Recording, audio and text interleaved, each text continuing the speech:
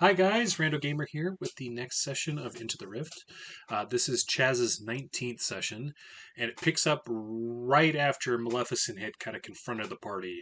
She had forced Grezel and Cassandra to kneel before her, and effectively gives the band a ultimatum.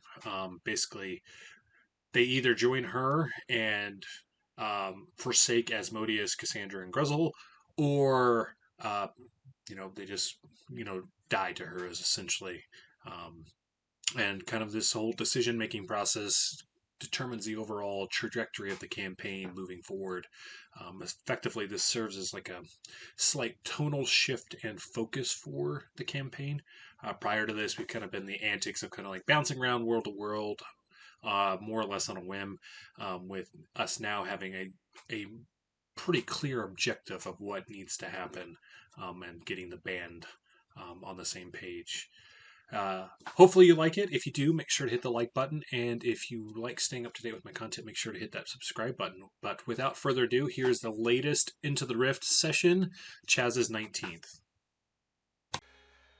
Um, 2 sessions ago, we were notified that we were going to be summoned by Asmodeus for another task. This was right after we had landed on the Outlanders world, which is named after an important part in a vehicle, which is like Hexel or something like that, and I'm blanking on it, but Helical. Helical, that's it. Yeah, same thing. We, as a group, had decided that we were going to go out clubbing. And when we had gone out clubbing, we ran into the gear gang. But with some quick thinking, we managed to handle the gear gang without actually really causing too much of a scene. And we moved on to the next club because, God forbid, the party stop at that point. Hey! No, dude, we're ready. We at the next club, we had actually gotten the Outlander to open up a little bit, where she kind of mentioned that she's not overly good at the whole being vulnerable and emotional, which is why Archimedes had been treated kind of the way he had been. So we were starting to make some real headway as like the group bonding as a whole. That following morning, there was a little bit of a moment between Chazz and Ken, but it was kind of quick and brief, and then we were called to hell, where Cassandra was like pulled in right out of the fucking shower, naked in the front of the. Yes, I remember. So they quickly got her dressed, and that's where we ended that session. Picking up last session,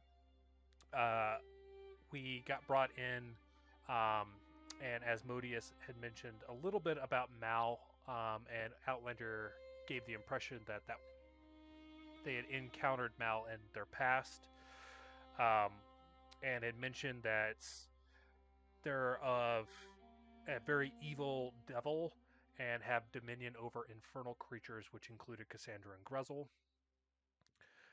We had then played Devil Went Down to Georgia for Asmodeus before getting into the discussion about Mal with him specifically. During all of this whole dinner and everything with Asmodeus, Lazan and Ken were privy to the fact that all the food and drinks were made with human souls. And then during this conversation as well, we had learned that Grezel's father is Orcus, another demon. I forgot that detail. Fuck, you're the son of Orcus, dude? What? Yeah, the person who made Vecna. By the way. Dude, Orcus is a big deal, everybody. Yeah, I'm about to say, he made Vecna who he is, just like, to Orcus put that there. OG D&D days. Yeah. Following the conversation with Asmodeus, Outlander had opened up a little bit that Mal is bad news and that Zelnar works for her, so the Red Wizard. We had then hit up the hot tub, kind of passing around a joint, and several of the party members left before it kind of broke out into all the sexcapades, but there was copious amounts of that happening in the hot tub following that. I forgot about that one, dude. I don't remember that part. When in hell. Oh, yes, that's right. Grezel stayed behind and had Grezel his harem and moment, right? Cassandra. Oh yes, that's right. Yes. Now it's Lazan coming back got to me. so fucking high that Cassandra had helped him to his room, and she created a contract with him. Oh my god, I forgot about. Dude, that's so bad. Yezreal unknowingly sold his soul, so there's no clue is that he has sold his soul. Oh, that's so For nothing. Yeah, For for nothing. nothing. For a single wish that he does not know about. Following all of this, when we had made it back, or we hadn't made it back yet, the following morning, Ken was having trouble with her changeling shifting ability, and we found out as a group that she was a changeling. That's right. Gruzzle and She poofed Cassandra. into a dude. Yeah.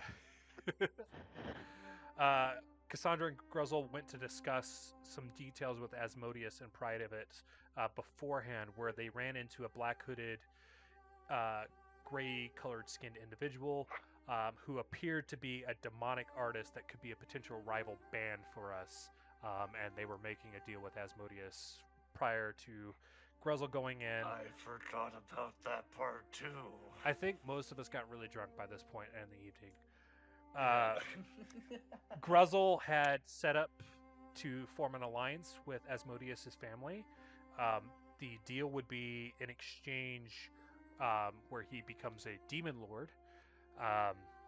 The condition that Asmodeus agrees to is that Gruzzle needs to marry his daughter Persephone. Oh fuck, I remember that, dude. And then Gruzzle promises to Cassandra that he will still recognize her rule if she ascends the throne following her father. As one of our last little details before he departed hell, Asmodeus opens up that Mal is his ex-wife. We are then teleported back to our ship, and not too long after that, Mal herself shows up and immediately forces Gruzzle and Cassandra to a sitting position. And that's where we left off. Perfect. Need some like red incoming music. I do like the strings though, so like maybe like some sort of Stringy, foreboding, threatening.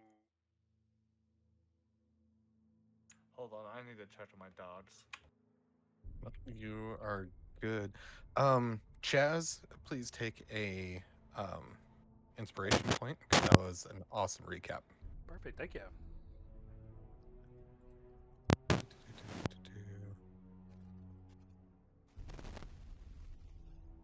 There's a reason you were our DJ. Yeah, that's perfect. Oh wow, yeah. You know it. It reminds me of like Sleepy Hollow. Yes. I just got Oh you yeah. know, that was kind of the vibe, a very melodic, slow cello. Sure. What can I say on the motherfucking G? That's right. Okay. You So should write a song.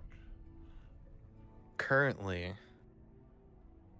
Gruzzle and Cassandra, you feel Maleficent's influence very heavily. Both of you can feel and know for a fact that you can't disobey her orders while under her influence. However, you are within still 100% your own conscience, which means that if she were to, like, for example, if she were to make you attack somebody, you would have no choice but to do it, but with the conscience of like, oh shit, I don't want to be doing this. I'm so sorry. Oh, so would there not even be a save? It's kind of like blood bending in a way. You're just forced Yeah. to do it, but There- you're watching the whole time. There'll be saves throughout that, but that's Okay. just kind of like your directional like narrative. Like what I'm saying is like you're not her mindless zombies. Is Oh, It's okay. like you're at the wheel, but she's the one that's fucking driving. are we facing her or is our backs to her? You at this point you would be facing her. Yeah, she's like Cassandra's like violently smiling with her eyes wide to have the audacity to make someone like her sit before someone else that's not her father. she wants to fucking murder her. You see Maleficent look over at the Outlander as she kind of nods and says, Outlander. You see the Outlander kind of recoil back. If you would like to make a perception roll, you may. Perception roll? Is that 13 for Chaz? 21 for Cassandra. 18 for. Oof. 10. That's a 15 for Kin. Nat 115. Everybody who rolled over a 13, you can tell that the Outlander is basically shitting herself. Gearing herself? Gearing herself. Would Kin move to stand between Outlander and Maleficent? Not maybe all the way between, but she scoots in, so she's somewhat in front of Outlander. The Outlander does, like, you can feel a sense of, like, appreciation as she kind of, like, takes that cover behind you. You can tell that she's really terrified of this person. Maleficent looks around at all of you. Says, well, what do we have here? We'd be the Hey. Riff Rats. Fantastic band, by the way. Riff Rats. What an odd name. Yes. We're on tour right now. We're actually on a revival tour. Because we're kind of bringing it back, you know, getting back to our roots. We faked our death, came back. Yes, It was a came whole back. thing. Mhm. Are you trying to convince her? No, I'm I was telling. gonna say, I'm This is literally the telling truth. You see her as she stands, her both hands on top of the orb that's on her staff. Does she give off like do I feel a pressure in the air? Like does she like do I feel like she's in the room right now? Do you know what I'm saying? Off of her presence. Yes. Sure. Yes, you do. Okay. I'll just get like that anime nervous sweat that goes down the side of the head, and my breath will get short. I presume this revival tour that you say that you are on is after returning from speaking to Asmodeus. Is that correct?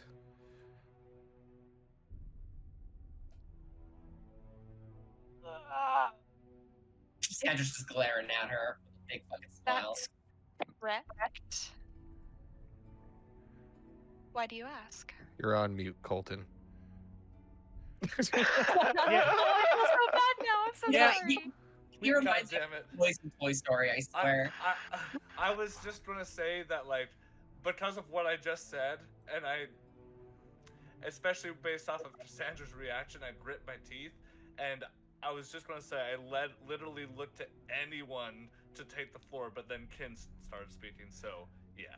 Oh, okay. Yeah, it was a whole thing. I mean, Cassandra's back there. She's like his daughter, so like I feel like visiting family is a pretty common thing, right? As she looks down at Cassandra and says, "Fool, I know who she is." And she looks at Gruzzle and says, "I also am aware of who you are." I don't expect, as she looks back over to Cassandra, I don't expect for you to call me Mom. But I would expect at least a little bit more respect than what your gritted teeth are showing me. Oh. She just fucking spits without breaking fucking eye contact. Oh, Cassandra, I need you to make a wisdom saving throw. Oh shit! Oh yeah, good luck. You're rolling against your fucking Dominion ruler. 4. Oh yeah. Fuck. You're literally gonna bite your own tongue, dude. Cassandra, you do that, and you feel an immense pain in the back of your head, and you're going to take 9 points of psychic damage. She is going to use all of her will to just not, even with that pain, she is still not going to break that fucking glare showdown. Cassandra, you didn't tell us Maul was your mother. Is it natural or stepmother? Can I talk? Or am I kind of like stuck? It's cool if I'm No, stuck. you can talk. Why would I call that fucking thing my mother? So She's at, scoffed. at this moment, Crampy, although still nervous, feels much more relieved because he feels like the attention has now shifted towards Cassandra. I got like blood coming out of my ears right now. when I see, do I see the effect of Mal on Cassandra in that moment, or is it like not visible No, to it's the it's eye? not visible to the eye, which may be a little unsettling. Okay, then because I was going to do something, but if I didn't notice that, then I won't. Now I lost my train of thought. Hold up. While you're thinking, I'm just gonna have her kind of continue. She's like, one day, when you are in hell, I'm going to break you upon its will. She scoffs at this. My dear, I'm going to rule hell. I'm going to rule everything. Not just the underworld, not just this world, but all worlds. The multiverse? Well, if Pykon wasn't stuck in a bucket, I bet he'd be trying to make a deal with you and make sure the riffraffs were on the next tour under your rulership. She says, well, Chazz. Seems like you might She be the looks best. you dead in the eyes. I'm glaring at Chaz now. Doesn't that sound like a wonderful idea? How would you like to join me? All of you. No. I'd rather cut my own throat. Wait, I hold have on. a marriage, Hold and on. I'd like to keep it. What about this? What if we table this? Because Chaz, you do remember we are in we are in the house of the devil. Maybe we should take a second. Well, we're on Mal? tour for Asmodeus at the moment. I'm talking about our Yeah? next tour. Oh, next tour. Oh. Yeah, You guys are currently Oh. on the Outlander We're on the ship Outlander after ship you got that's back. for scene setting. We're in like the front section. So Cockpit. quick, that's kind of why I wanted the last session recap too, because, well, I guess that would be last session, because after you guys did your bar crawl, you went back to the Outlander ship, slept it off the next morning, got transported to Hell. When you were done in Hell, you got transported back to the Outlander ship, because Oh. this is the day that the Outlander is supposed to move all of the ships to the Professor to have him start working on them. I see. Okay. Is the ship parked or is it currently like flying? Yeah, it's part. Oh no, everything's parked. parked. Yeah, it's about to get worked on, basically. DM, can I message you real quick? Oh my god. Why you gotta act like that, Colt?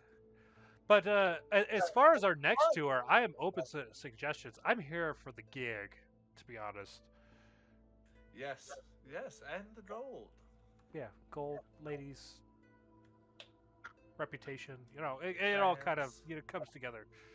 The weird. I gifts made and a sales. deal to Asmodeus. I cannot break it. I don't really speak for the whole band, so like obviously Gruzzle's got his own opinion. So that's why I was talking about Pykon's really the guy that does most of like the making the deals for the whole group, but Yeah, as he wild. Let me know if that works, Clarissa. Sorry, I got distracted for a second because my kid came in. Give me 5 seconds here to kind of catch up. plus we have a bunch of members that like just joined and we're still trying to vibe them out, so I don't want to make commitments for them before they've really got a feel for what the band's about. Vibe them out. Yeah, they're still in their 90 days.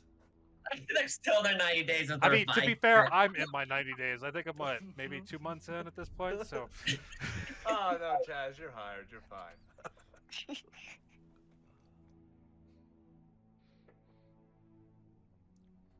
Okay. As she kind of looks at all of you, it would be within your best interest to join me, the mistress of all evil, because I will protect you. You will be one of my children. Children of the Mistress of Evil. That sounds like a sick ass label. I'd go for a no looking high five with Oh Chaz. yeah, and it's bad.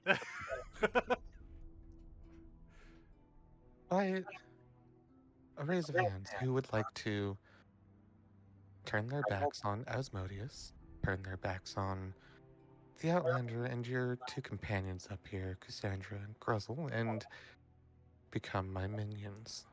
Whoa, Oh. whoa, whoa, whoa, Well, we whoa. still got the tour going on right Yeah. now that we Yeah. gotta finish. After this current contract is done, that's what I was talking about. I don't want to jump the gun Yeah. on another commitment yet, but Plus, our band manager is kind of the one who also drives the tour bus, so we kind you of can't be the Rift Rats without the ability to jump through the rift. Yeah, sorry. But after, right? Yeah, I'm right? open to After? suggestions after that. Yeah, I'm definitely open No. to suggestions. In steps more aggressively in front of the Outlander, kind of squaring up a little bit and folding her arms. Seeing Kin do that, I'm starting to realize, based off of what Kin is doing and Cassandra's body language, I get a little bit nervous, and under my breath, everybody just take a deep breath, and I'll use that as inspiration to give to Cassandra. Oh, can Cassandra There's- try to fight, try to stand up with that bardic inspiration? Make a wisdom saving throw. Oh. Can Gruzzle do the same? Make a wisdom saving throw. Oh, Gruzzle, this is not good for you, my man. What's No, it's not, but he hates being knelt down. Oh, I'm What's sure. the bardic inspiration again? I believe it's a D6, I think, isn't it? D12? D12, yeah. Hold on. I could be wrong. It might be a D10. Hold on. Hold, please. Definitely not good. Oh, it's a D10. Let me see here one second. Ugh. Come on, give me a fucking 10, you dumb Roll whore. good, roll good, roll good, roll good. Ah! Ugh. Not good enough. No. Both of you try with all your might, but you can't even muster to Yeah. get a knee up off the ground. As we're kind of talking in this cordial manner, is there any chance that we could at least kind of, let Cassandra and Gruzzle kind of stand up? I know the whole like sitting kneeling thing probably is great as far as like feeling, kind of over us, but to be honest, I think you've already demonstrated you can throw these guys down as soon as you want. So it might, allow this discussion to proceed Go by in a bit more smoothly. cordial manner. Not that you're not doing great. Just maybe lighten the mood in the room a little bit. Hold on. Patch was going to say something too. Or, sorry. Yeah, Patch. Sorry, what? Oh, I thought I heard you about to say I know something. Nick I was said- jumping in it or something. Oh, was it No, Nick? that was yeah. Yeah, I was just more so saying, like, oh yeah, maybe go by it a bit more smoothly. Kind of added on to what Okay, my bad. Chaz was saying. You know what? I am feeling a little generous today. She looks at Cassandra and Gruzzle and she says, "The two of you, stand." Oh my And I god. thank you for your generosity. I'm Almost like already. that now. Greatly I'm Sorry, I had feeling to reload. that this might be a connection that we're feeling in the future. He says, "Absolutely." Gruzzle is holding back every urge that when he stands to just nail the most meanest uppercut in her fucking chin. Sandra tried to fight her command, but she stands. Almost like a broken Just- robot, because she's like fighting at every fucking step, like on the way up the standing. In fact, you're right. We should be a little bit closer together, don't you think? And she looks at Grezel and Cassandra one more time and says, "The two of you, why don't you embrace your friends? Bring them in to one big huddle and make sure you don't let them go or go anywhere." Oh god, can I try to fight that? Yeah. Try. Come on, dice! By the way, the music's backed up. How's a That's a 14? That's You a 15. try. You try with all your might, but both of you start to, with your arms wide out, start to scoop everybody into one big huddle and cling on for dear life. Yeah, I don't fight it. I just kinda go with Once- I like As- Grezel just picks everyone up.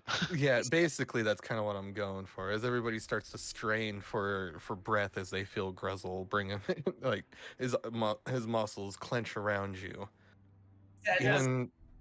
Even our little fairy cannot escape this one. She's staring at that same look she's been giving to Maleficent. Now she's staring at Crampy with it. As she's hugging him. She looks at you, Cassandra, and she says, "Fool. Fool, all of you. You think you're going to take your father's place? You think you're going to rule hell?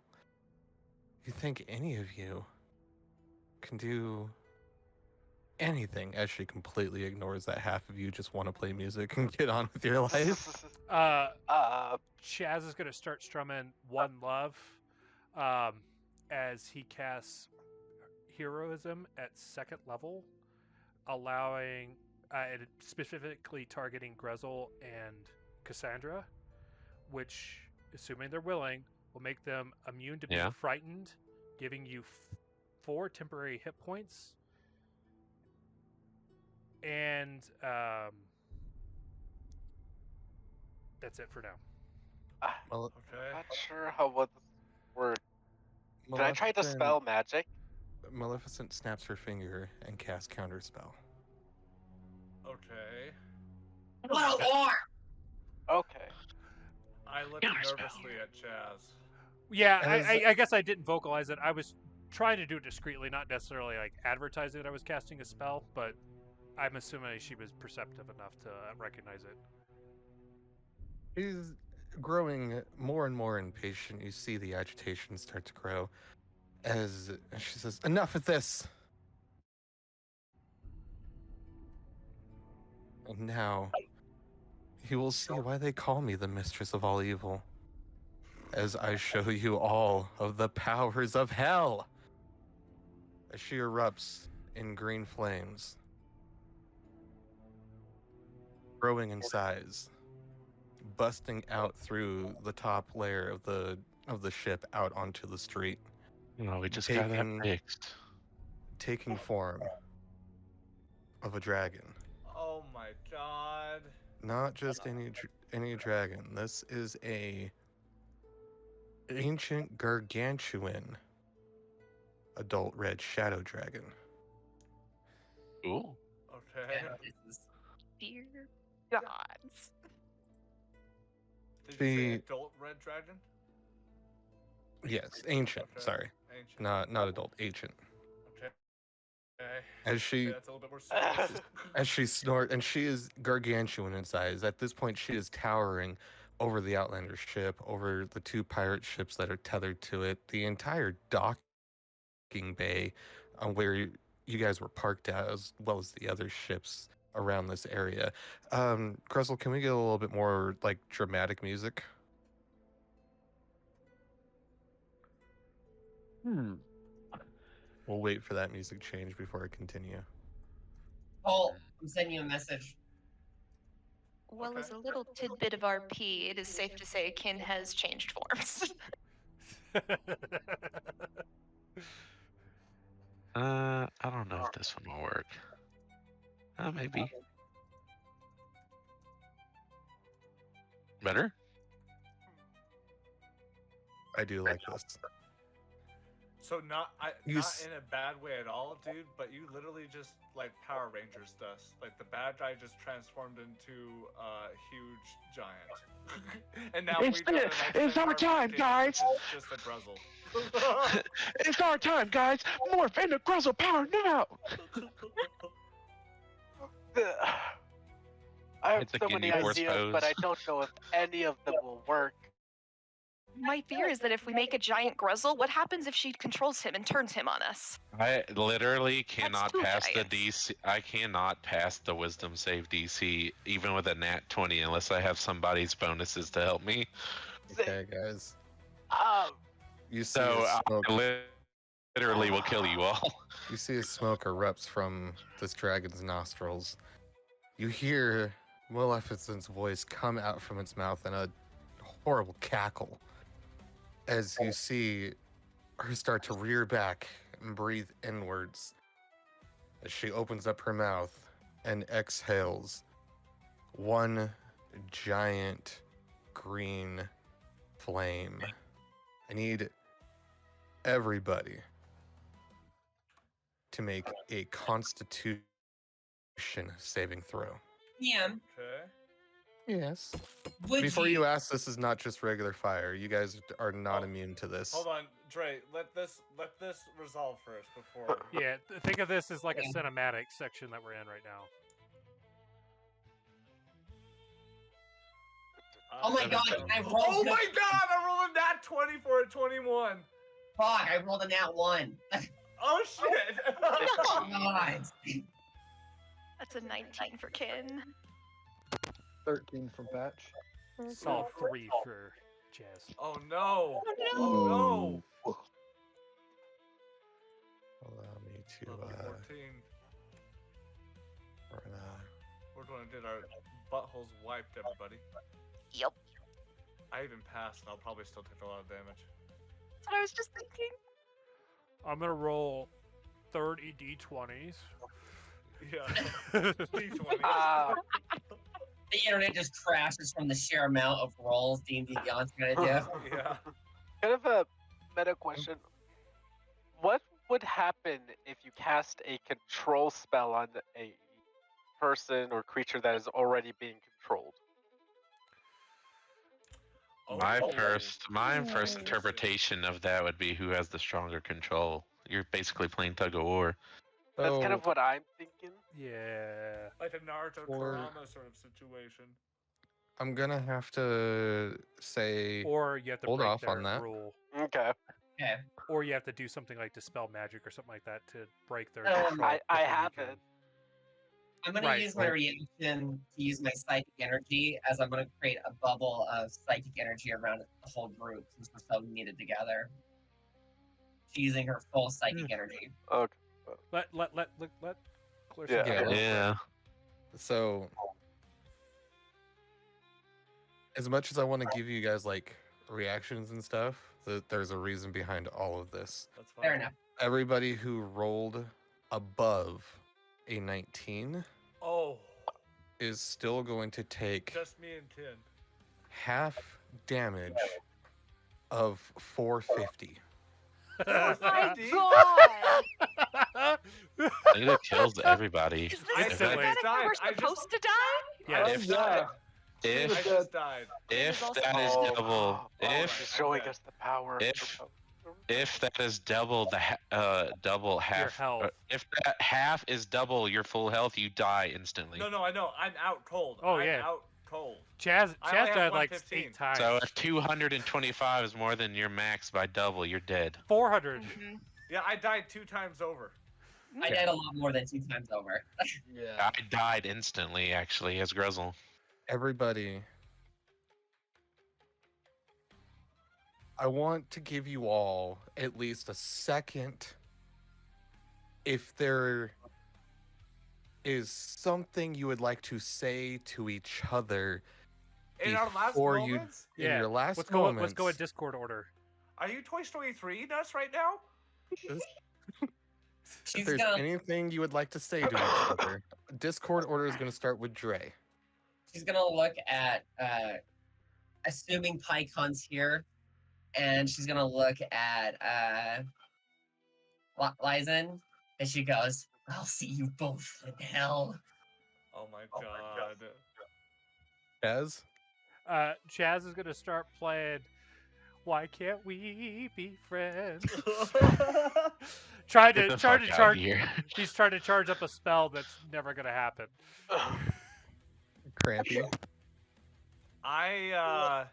As I see like the fire burling out and like coming towards us, and it's like all slow mo, I'll just pull out my lute, and I'll just strike a confident pose as the grandmaster musician I am, and just fucking take it. Lazan? I just wanted to play my flute. I knew I should have stayed home today. I should have never Grizzle? joined it. Gruzzle doesn't really say anything. Actually, no. He'll say, damn, next time. In. Kin would turn around and look at the Outlander and say, "Thank you for taking me away from where I was," and then try to cover her with her cloak. Oh. Lyra? Lyra's also gonna pull out her lute and accompany Crampy with his. Nice. And Patch. Patch is gonna look up from his little scribbled journal. He's gonna. Sucks I never got to fight you. The Outlander looks at all of you, and Archimedes as well, as they bow their heads and say, "It's been good." As you all feel these giant green flames hit your flesh, it is unlike anything you have ever felt before in your entire life. Instantly, hair is singed off. Skin starts to melt from bone and just turn to char and ash as it blows off of your skeleton. Patch, you dissolve into some goopy mess. Lazan, you basically just like steam away out of existence as these flames make their way through the Outlander's ship, moving through the hallways, the corridors. Eventually, they find their way into the room where the Outlander had kept the coaxium batteries that you guys had stolen from the water world. Oh, fuck. Oh, As shit. all of them start to sizzle and bubble and start rupturing one by one, No! Shit. the Outlander's ship erupts within a giant No explosion within the way! inside. No way! You just blew up the tour bus! camera- I wonder how much of that hit her, though. The camera pans over to the dragon as the dragon starts wreaking havoc on everything. She then turns to the pirate ships. It doesn't take long before the flames find their way down to where all the gunpowder is kept for the cannons. Oh, fuck. And almost simultaneously, both ships explode. Oh. Damn. As she turns and wreaks havoc on the rest of that docking bay, killing automatons as they are running in panic and terror, taking out other ships in her wake. From miles away up the street, the professor can hear the commotion and looks out the window and sees what's happening as he starts to panic and says, "Oh, this isn't good. This isn't good." As he starts to scramble and collect his things, and the camera pans back down to Maleficent as she continues to wreak her havoc. The flames come over the camera and it engulf the camera scene as everything just kind of fades to white. Let's change the music to something a little bit more, Afterlife-y? not necessarily after. No, I was like, let's pull up some elevator music. Let's get some new characters going, you know? No, Alright, good session, guys. I want you to put on some music that's kind of like, imagine like floating in the cosmos. Ooh, I haven't. And while we're waiting for the music change, I would like to give you all at least a second to, meta-wise, you can go ahead and discuss with yourselves on what the fuck just happened. We died. We just got Alright, nuked. next. I mean, She's power playing us. She's like, kill us and then bring us back to show us how powerful she is. technically, Oh, you're right. me and Graz will just go back to hell, and Liza still. Yeah, we'll be Yeah. reborn, and I guess under new servitude whenever that happens. Well, and technically, Lyzon and Pykon also go to hell, so they're technically not. Yeah, their dead souls either. have been purchased. Yeah. They're actually Their souls have been sold knowingly and unknowingly. In this narrative, we'll get there. We'll get there. No, I'm still waiting for you to do DM things. Yeah, I love your yeah, setup so far. Yeah.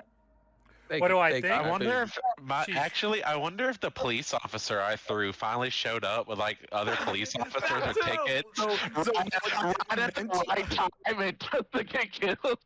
Okay, let's go back for a second because I totally meant to put him in there because while Maleficent is tearing up the docking bay, that officer shows up just being like, state your business, and Maleficent just like Oh shit! No, flattens him with a foot.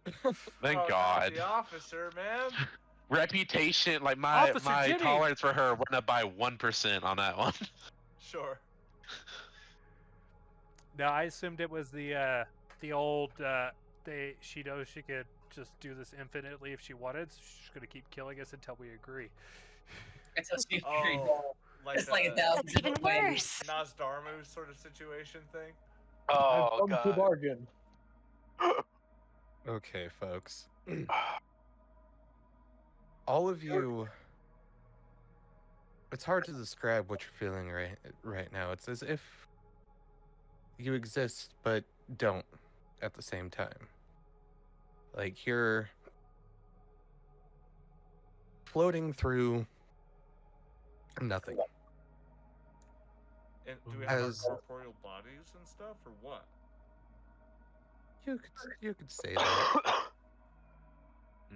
As slowly, one by one, each of you start to open your eyes. And it's almost as if, like, as your vision starts to come to, you're kind of floating through just like a vast, empty galaxy. You start to see each other.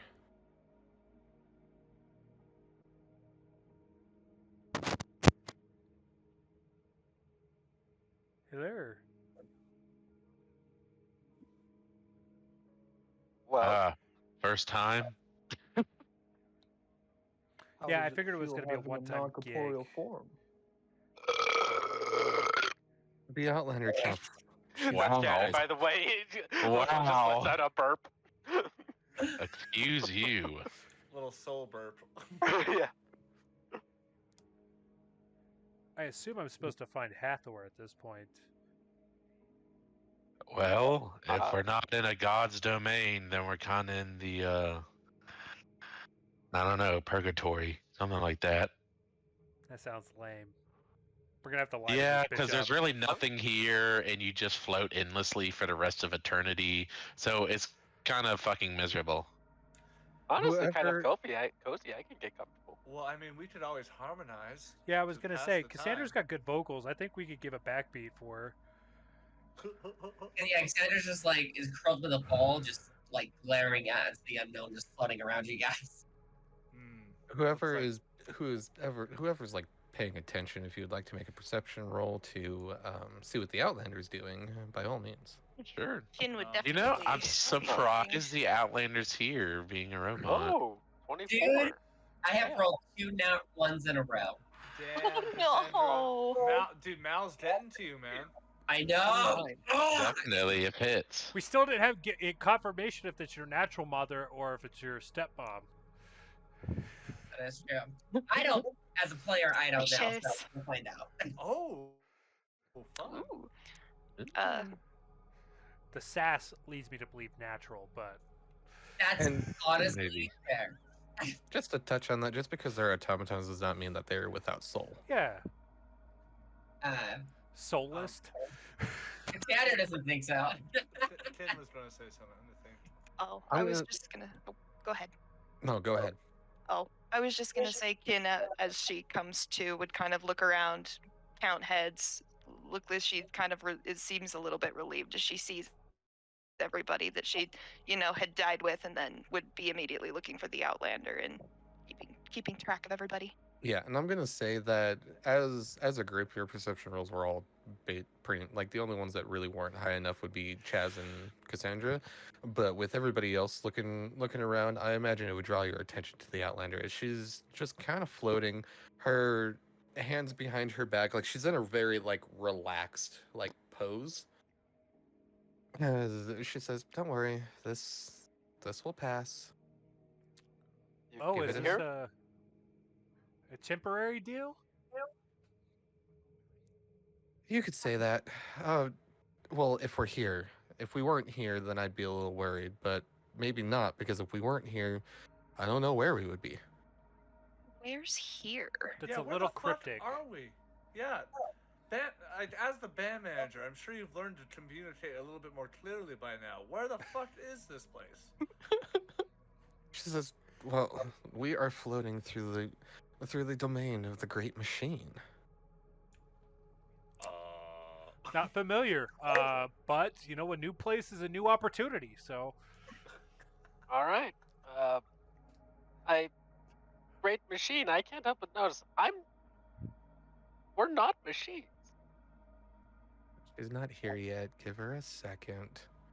Just relax. Like, it's all good. Wait, am I? this is gonna the become only a time I've ever robot? seen the Outlander relax. So, we definitely can relax then. Also, wait, what does the Outlander's You have a point. their soul look? What does she look like? Yeah, does she regenerate to a new form? Because she died. Oh, You actually still see her as her. Okay. Okay.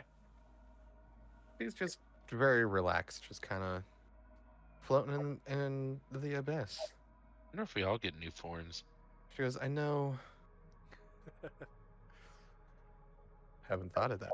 Now, I know that not everybody would be familiar because nobody has ever cared to really ask me anything, but the Great Machine is our god.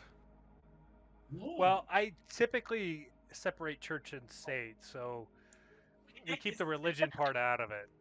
Yeah, we don't like to talk God when we're on tour because it just kind of gets a little too holy, you know? Yet Well- you went to the realm of demons?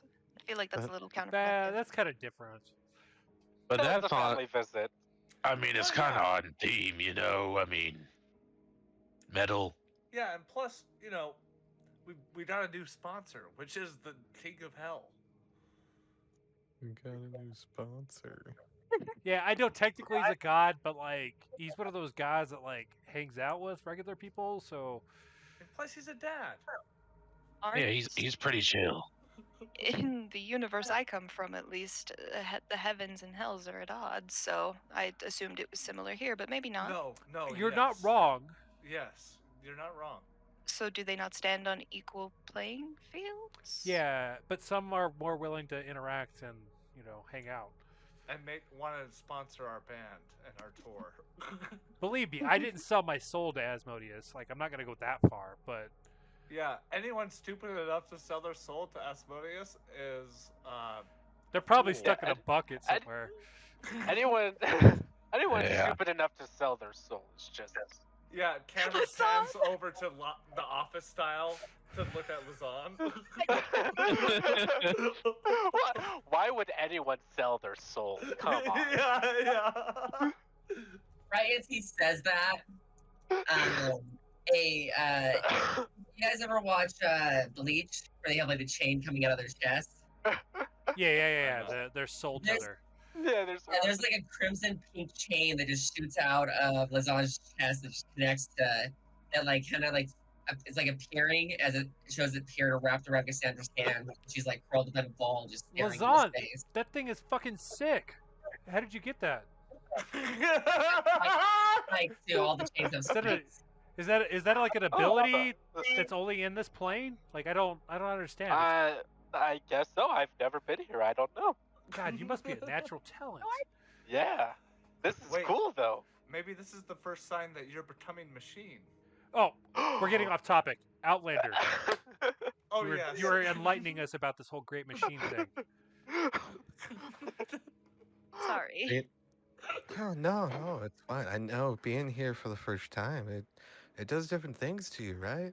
The Great Machine is what carries the divine blueprint. Like, she is everything, the creator of worlds and gears. Okay. Are there any other machine gods in this established pantheon? Or is it Great. kind of like a Christ thing where it's just one? You're just the one. Yeah, the Great Machine has been the only existence that we have known of. That's cool. A bright orb kind of starts to flicker and start coming closer and closer. The Outlander kind of perks up and says, "Oh, look, she's coming." DM, As- just as a meta question real quick, is Archimedes here as well? I was wondering that. Oh, that's a good question. Unfortunately, Archimedes is way. not. No bitch. way! Are you serious? Dude, Archimedes is the one we need. I'm done. This is it. Yeah. So yeah, upon realizing Archimedes isn't there, you can see Kin is visibly upset. Sorry, I didn't want to derail you, but I needed to know that. No, you're good. You're good. As this orb starts to get closer and closer, it starts to bring almost a like a light, happy feeling with it. Like you could feel the radiance coming off of this orb as it warms your skin? Question mark. You feel the warmth. And as it starts to take shape and take being, what appears before you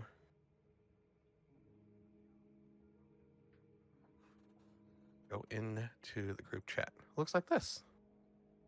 Wow. She is Ooh. Delightful. of normal size, so she's like definitely 20 times larger than Lyra is. Okay. As she smiles and bows her head to all of you and looks at the Outlander, and she starts to giggle. She says, "We meet here again, Outlander?" Outlander responds back, like, yeah, we do. Probably won't be the last either, now will it?" As she giggles again and says, "At least while you're on your world. No, it won't." As the Outlander kind of points to her and all of you and says, "This is the Great Machine." As this fairy just kind of like does a curtsy in the middle of the air. Enchanté. Hello there. Hello there. She giggles at that. Kin would just her eyes wide with shock at first as she's seeing an actual god. For a little bit of meta context, the way I created her backstory, she has not received a lot of luck in her prior life, as most rogues are, and she kind of bows her head, like kind of fearful at this point. She sees this and she says, "My dear, please do not worry. I am not going to hurt you. I'm here to help you." I will trust you for now. As her voice shakes as she kind of looks up to meet her gaze, a little bit wary but more comfortable. Well, I think it's safe to say that you all died. How was that experience? Painful. Excruciating, in fact. It's happened a few times, so roughly same. Does it hurt now? I mean, it hurts every time. She giggles at this. She's like, "Oh, you silly infernal being. I mean, right now, are you in any kind of pain? Oh, my ego's a little bit bruised. Gruzzle just does a once over. I mean, no, I don't really think I'm in pain. I'm just more upset. I mean, we kind of lost a good friend. It was an owl about yay big, and I wasn't able to do anything to protect everyone, so I'm kind of frustrated. Mm. Yeah, and I gotta say, now that you mention it, my nipples aren't chafing right now. Oh my god. Well, that's what happens when you wear a tunic one size too small. I just like the way it pops everything out, you know? I am presuming that it was this devilish creature, Maleficent, that killed you? Yeah, we were trying to work out a contract with her, and it was one of those one-sided conversations where she's like, now, and we're like, hey, like, give us a little bit of time, and it just wasn't happening. Pretty much. I can She see. needs to work on her people skills. I can see both the future and past, and I can assure you that there was never ever going to be any kind of deal made. You, because of your pact with the great devil Osmodius, you are a threat. Well, that checks out. Yeah, I mean, I kind of knew that the whole time, but they seemed starstruck on that one. Well, she it turns wasn't. to. Oh, sorry. She turns to both Gruzzle and Cassandra, and she says, "Now, I've never had an infernal being here before. Well, to be fair, it's not very often that I actually get somebody here that's not automaton. But you are welcome. You're very welcome." So do we just live Welcome here now? for what exactly? I died, and now I'm here. Sandra unballs herself as she just kind of looks at it. I don't belong here. No. No, you do not. You are very correct about that. I actually brought you here for a very good reason. Maleficent, if she is successful, will not just destroy this world, not just rule over the hills, but disrupt the balance of all universes. I don't think I should have to explain, but this is very bad. I hope you understand. Well, yeah, I mean, she kind of said she was going to do that. It's pretty bad. Yeah. He's still Yeah. here. I've been watching all of you for a long time, and if she disrupts the worlds like this, then your tour would have to come to an end. There would be nowhere for you to play music again. Son of a bitch! That I'm bitch! going to take her soul and break it. So,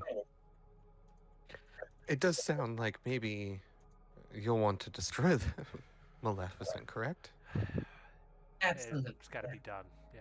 Yeah. Destroy, annihilate, eviscerate. Yeah, all the things. Hey, Patch and Lyra, you know what? We were kind of a one-note band in the last conversation, so I kind of want to make sure we get a little bit more homogenous in this next set. So, what are you thinking? We fuck this bitch up? I'd say so. I've lost my family's relics, so I am rather. I might not be able to express in my gelatin here, but I am steaming. Like I got vaporized earlier. That was not fun. Yeah, hurt. you're livid. I can feel the energy. Yes. Ooh, as he like wiggles his like, like primordial like some sort of slot. some sort of amoeba. Yeah, like he's like, sort of recovered. Johnny Bravo style. Yeah. What about you, Lyra? Oh, Lyra's gonna kind of look at everyone with her being a little small. She's a little small right now. She's like, well, we did just get killed very painfully, so I'm all for taking her down however we can. Perfect. Well, I'm going to help you do that. I'm going to point you in a direction because, unfortunately, you are nowhere near strong enough to take her on, but there is a way to weaken her. And I would like to give all of you a new gift. As she kind of like puts her hands together, you see her close her eyes. She pulls them apart, and as she does, this orb of white light comes from her palms as it gets bigger and bigger and bigger. She stretches her hands across. She lets it go as it kind of floats down and envelops all of you inside of this light. It's very bright, brighter than when you're traveling through the rift, but it subsides really quickly. And you find yourselves once again floating in front of her. However, every single one of you is holding a new instrument. No way, dude! Oh, No way! Okay. Interesting. Grezel, I I'm don't just use any. yeah, I'm gonna give. She's actually gonna give you a microphone. Okay. Okay. All of your instruments that you're holding, they like almost glow with a like purple radiant hue. You can tell just by looking at them that they are very special. They don't look old, used, worn. They look brand new, like you just pulled them out of the box. Well, And mom and dad spent a pretty penny on them. well. She looks specifically at Cassandra and Grezel and says, "Now, if I'm not mistaken, that both of you are from hell." Yeah, I was gonna bring up the point that it would be kind of nice if we had something to block her control. You know, because since we're from hell, she kind of can just make us do whatever. Yes, but you guys are a band, are you not? You play music, and I've seen many different music makers from all sorts of worlds, and all of you hold the exact same thing in common between every universe, every world, and that's influence. So, Cassandra and Grezel, I'm giving you another gift. As she holds out her hand for both of you to take. Grezel, your hand is very large. Please do not crush her. Yeah, he'll just put out his pinky. Cassandra's gonna pull on Liza's chain as she puts her hand in her hand. As you two touch, or I'm sorry, as the three of you touch, Oh my! Just the tips. just the tips, you start to see that same purple radiant light move from her palm into yours as it starts to glow your veins as it moves up your arm and then down through the rest of your body. Oh, She tells this you is more than a tip. you can now summon soul pots. What does that mean? Yeah. What are soul pots? Soul pots are exactly what you're going to use to defeat her. Oh? Again, Okay. remember, as a band, you hold influence, and what is a band without its fans? Our fans are pots? And he giggles like this. She's like, no. This is a one-way connection directly to where every soul is kept. Good, bad, evil, neutral, doesn't matter. Cassandra's eyes wide and looking at that, just thinking of what she could do with it. Yeah. When you summon these and play music for them, they will become influenced by you. The more you summon, the more you influence. Stronger you will be Okay. in battle. Oh my god, DM, you are okay. so cool. So these are like things we should use outside of battle to then go into battle. Or No. during battle, like while we're fighting, we're like, right? Is that the idea? Yes. Both. Yes. Okay. All the time. My only concern is that doesn't solve the problem of her saying kill your friends and then me turning around and killing all my friends. See, but if you got some wicked fans in the background, they're gonna hype you up to get past that Yeah, resistance. as I kill them too, I'm sure, but Sure. No, Okay. you need their influence to boost you. So I'm going to explain this in my DM voice instead of being the fairy right now. Okay, Soul Pot. great. The Soul Pots is a new cantrip that both Gruzzle and Cassandra can use. Okay. However, during combat, only one can be summoned each round Per. per person. Oh, okay. So there can be 2 up. Yeah, there could be 2 up, and then once the round starts back up again, then you can do it again. So I guess technically They 1 per stack. turn. They can be stacked, yes. If you summon a soul pot during combat, you must then play the souls some music to gain influence over them. A performance check will be needed. Upon passing your performance check, Is the DC Well- relative or is it set? the DC is set. Okay. Upon passing that performance check, now only Cassandra and Girls will have the ability to summon these, but anybody can perform? can perform for the soul pots. Cool. That's what I okay, thought. good, because I am not the greatest performer. Yeah, anybody can perform for them. Every successful one that you perform for will gain you 10 fans. Every time you gain 10 fans, you get to add a d6 to any roll. How many times? Just all the time? Once you use, so like let's say like you perform, you gain 10 fans, you can either use that or you can hold on to it. But once you use it, so it's like if you really wanted to, you could use like, let's say you gained like 40 fans, you're like, okay, I'm going to use 2 on this roll. I'm going to use 2 on this roll.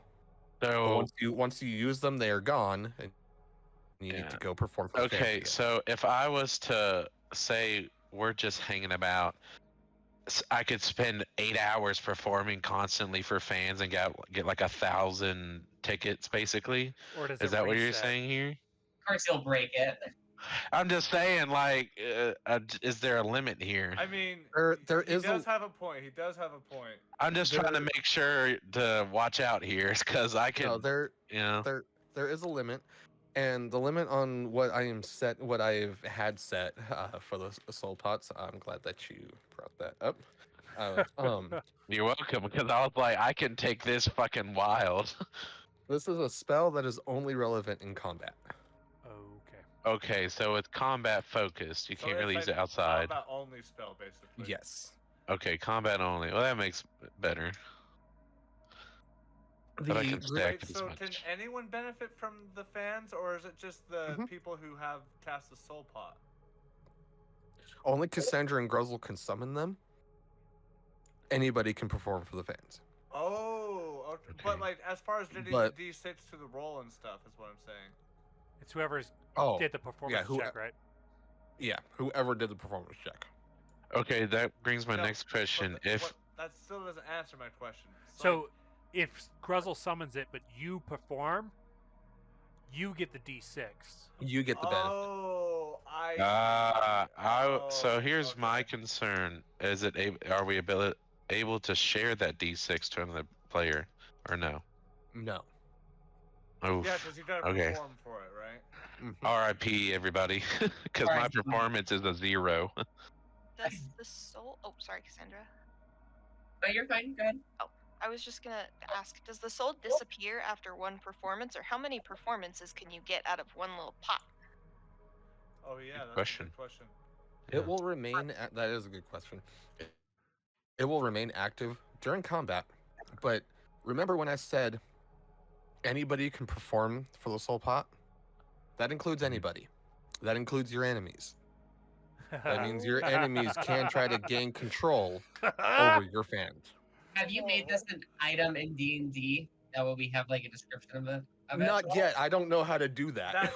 That's fine. It's pretty. Yeah, I got a good understanding of it. You summon it, you perform for it. Whoever performs the best gets the benefit. Yeah, what I'll do is I do have it typed out. I'll have it like posted in our Discord groups. That way you can, if you need to reference it, you can. I don't know how to create things in D&D Beyond. That's fine. It's not totally necessary. One more clarifying question, and maybe this is something that's kind of self-explanatory and I just didn't understand the rule, but is performing it, does that cost us a full action? Yes. Yes. Okay. So that's Just kind wanted of to a- make sure. That's So a bit one- of a trade-off. One, Cassandra and Well, if you Grizzle have- have to make the decision to use an action to cast the cantrip, Yeah. and then everybody after that has to consume an action to perform. So you're basically Yeah. giving yourself a plus D6 next turn. Okay. Yeah. So it's kind of like Bardic Inspiration, but at a Yes. Yeah. at it's an a free action bardic- cost instead of a bonus action. Yeah. Yeah. I don't know. But Let's see. I would imagine that could stack with Bardic yeah, Inspiration, yeah. right? Does that stack with Bardic Inspiration, DM? Because it's like two different things. I would hope. technically. Yeah. Yeah, I would let it stack. I don't see any reason why not. I mean, it's a nice boon nonetheless. Fair. Oh, it's nice. Grizzle may not use it too much, but we'll see. I'm actually trying to show you. Meta-wise, as we're talking about it, Chaz might be able to boost some rolls with some of his 8 abilities, but it depends on the DC once we get that to the weeds of it. Right. Of whether or not that's actually. Yeah, this is a really cool fucking spell you've made here. Yeah, it's interesting. I love how tailored it is to our table. I love that. And that. Yeah, we'll take a quick second to kind of comment on that because I'm just trying to find a picture so I can kind of show you what they look like. Okay. But this is something that has been plaguing me for a minute because I'm like, oh my god, she is so strong. Like, how are they even? I'm like, there's got to be like something, but I'm all no. What can I do to tailor to like their strengths? Like, you guys are a band of bards. What can I do? This was born. Yeah, I do like you caveating that it can benefit whoever we're fighting. So, like, if we do encounter the rival band in an encounter, they can benefit, so it becomes a battle of the bands in combat, which is a really neat concept. Yeah. Exactly. That's what I was going for. That's That's really what I was going cool, for. dude. It gives me Scott Pilgrim vibes. You know what I'm saying? Yeah. Dude, 100%. Yeah. This is what the soul pots look like. Ooh, I'm excited to see it. Watch it be the great pot from fucking. Oh. Those are so cool. Okay. Oh, that's gotta okay. be. That's some Wow. Diablo stuff there, right there. Very Great ma- Diablo. The great machine picks back up. She says, she tells you, but unfortunately, I cannot teach you how to benefit from this. There is, however, a world that you can go to that is the master of this spell, the one whose soul created it. And I believe he can teach you better how to use this. And maybe be a very powerful and strong ally. Because as she's still looking at both you, Cassandra and Grizzle, he himself is also an infernal. Wait, who is? Wait, who? The person who created the soul pod. Yeah, the creator of the spell. Yep, the creator of the spell. Oh. Interesting. He lies in a universe simply called brutal. Sounds fun. The world, the place, it's called Brutal? Like like it's a legendary brutal, like brutal legend. Or is this some sort of like, it hurts to go there because everything's pretty brutal? I have not been myself. I've only seen. Some things do look like they kind of hurt there. I'm not even gonna lie. I'm not gonna downplay that one. Okay. Finally, a world to my strength. I like it. Yeah. We've been going to all of their worlds, and I've been really needing some magic items. So I'm just saying, like, if you know any place with magic items, that'd be great too. The man that you are seeking in this world, his name is Eddie. Eddie Riggs. I feel like Get I'm the not fuck catching up out of to- here, goddammit! Well, that's your one-shot character. I made the joke about brutal legend, which is like kind of a fill-in with that as well, because Eddie Riggs is the main character in that fucking game. Yes, Dude, fucking this is- Jack Black. Oh, Yeah. that's what we're talking about right Oh now? my god. Oh my god! Dude, Clarissa, I love you! It's so wild. I can't believe you! You gave us Maleficent and then this?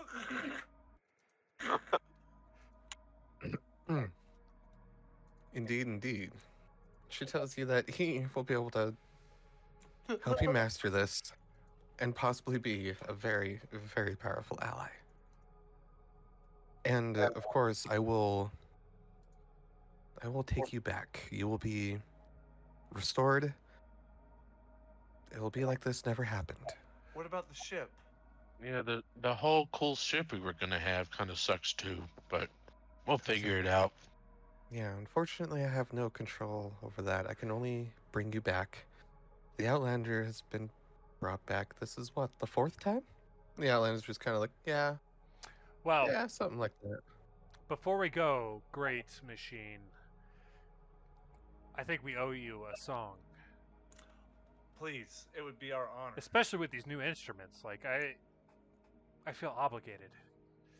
By all means, please do. You will find if you are playing these instruments specifically, you will have advantage on all your performance rolls. Oh, shit, dude! I was so nervous. Damn. Okay, hold on. What song do we want to play for the machine god? I mean, is it machine type instruments? Do I have like a steampunk type of guitar? Yeah, I was about to say, do we have electric well, guitars and The shit? impression I got was we basically our bass instruments got a boost, is how I interpreted it. Yeah. I mean, you got brand new instruments, so I'm fine with that with that creativity, like it being more of a steampunk-esque type style instrument. I will just mirroring what you normally play. Yeah, I'll play into that too if Yeah. just to match. That's really cool. Then it Makes should sense. be some type of like electro type music. Sure. Okay. I was I was thinking like, "Welcome to the Machine" by Pink Floyd. Oh, that's a good one. I was going Shout at the Devil, like us tracking down Maleficent. We could play Sandstorm. Patch, Kin, I was Lyra, gonna say, how are you guys our feeling? new members, we gotta hear from you. Yeah, This has gotta we need be to a- hear. Yeah, because honestly, that's why we like the new members. They bring the new creative energy.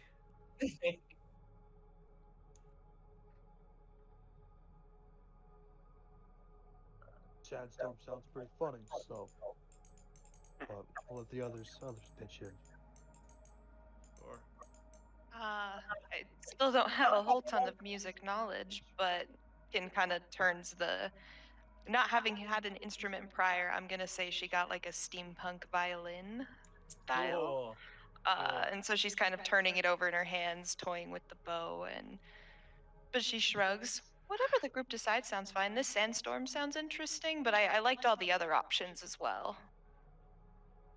I think those may be a little bit more beginner pace than whatever sandstorm is. What are the other ones? It's a little bit more obscure. The number of the beast, we kind of like we're getting Mal's number, like we're gonna come and fuck her up. Hold on one second. That could work. Lyra, what about you? Oh, Larry's gonna just kind of look at everyone. I do like the sound of doing Sandstorm. That one I think would be a good one to do. Be a challenge. but we should do it.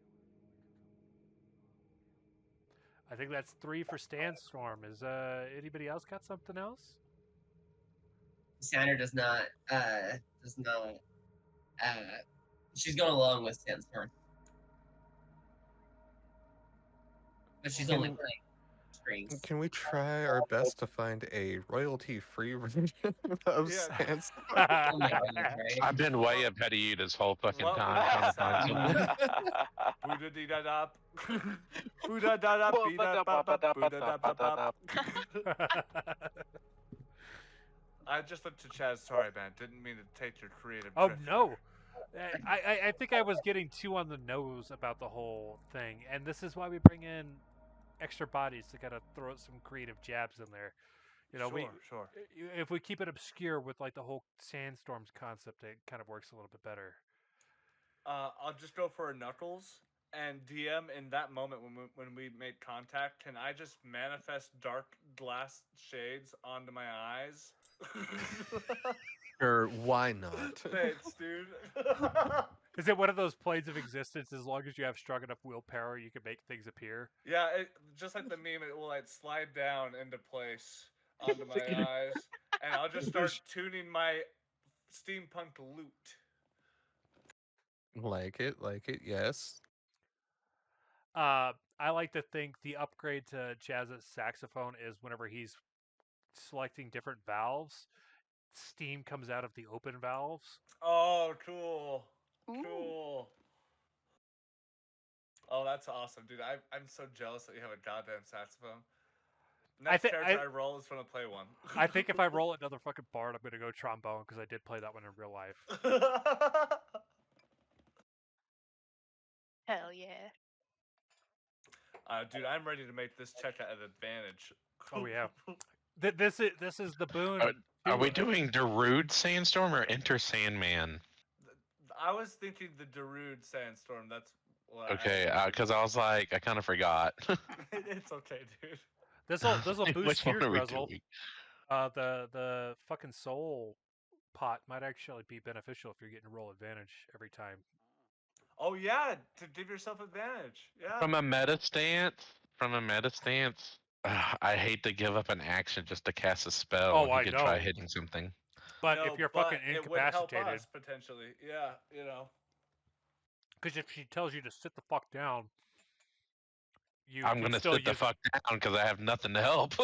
right, but you can still use an action while you're sitting down to summon your soul pot, right? Yeah, That's true. don't That's know. True. Yeah, I guess. Yeah, the DM allows it. Yeah, Evan, because don't I mean, blame you, though. You're a barbarian. There's so many better things to do with your action. Not gonna Right, lie. but if you can't move That's closer my to kind her, of point. Is like my meat, and also I could summon this thing, and my performance is shit. So I don't know. We'll see. Have to test it out first. yeah. But what I'm getting at is like if you're 40 feet away, she tells you to sit down. You summon the soul pot on a round where you can't move. Someone helps you be able to break it the following round.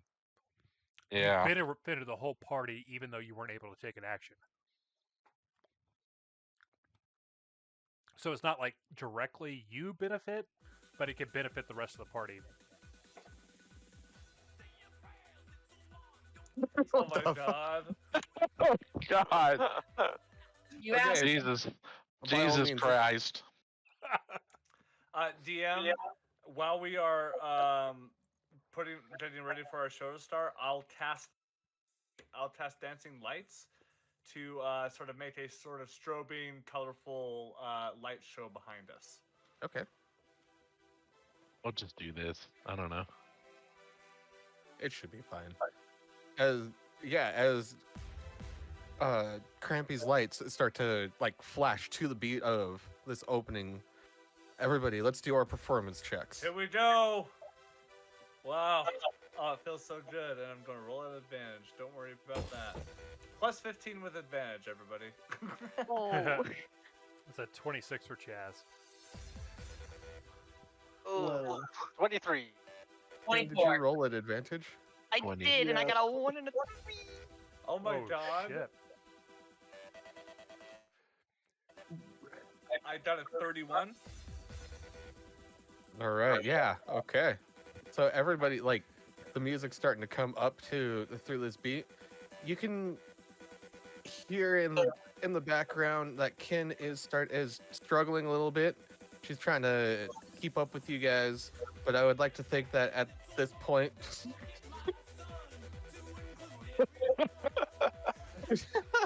So bad.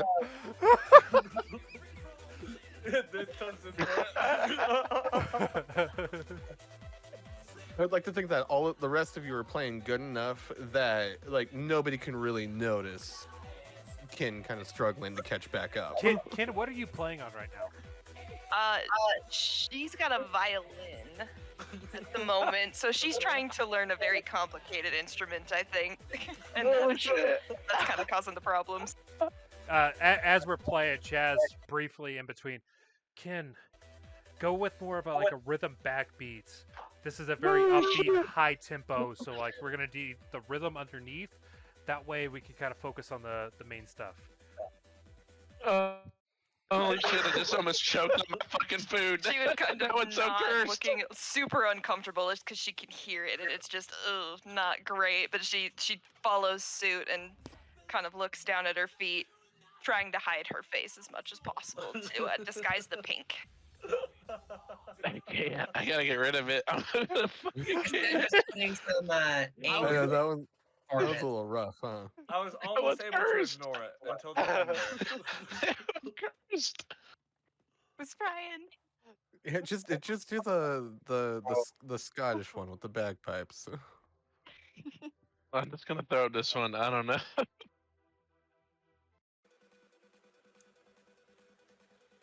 Okay. Yeah, good enough. No, I see the Riff Rats doing something like this. Oh Sure. yeah. Like some Harlem Shake stuff. All right. How are you guys performing this? Who's doing their flair? Okay, so for me, after we get to the point, right after like the sort of chorus hit of the song, I'll go into a slide on my knees and sort of curl my back in such a way where it's like arching and just start deedle on the lute strings. Dilly. Chaz, what about you? I think Chaz is going with like some of those like whenever it drops from like the high pitch like and it like goes low, he's getting like those sort of things like front and center. Okay. So it's like the bass sort of level of the music. Okay. Cassandra. Cassandra is just like, I think like fire is like forming on her fingers as sparks are like shooting out as she's putting a lot of anger and rage into it. Cool. Awesome. Lasagne? Lazon's kind of like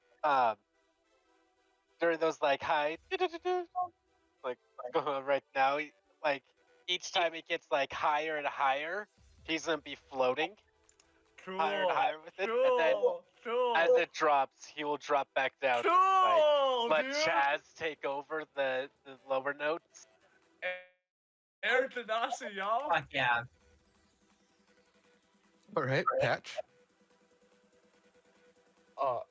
Patch is playing like this steampunky electric looking theremin, and he's using all Fuck three yeah. of his arms to like whoop, to like play Cool. the like flow between the beats.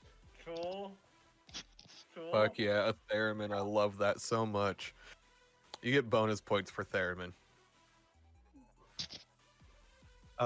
Lyra.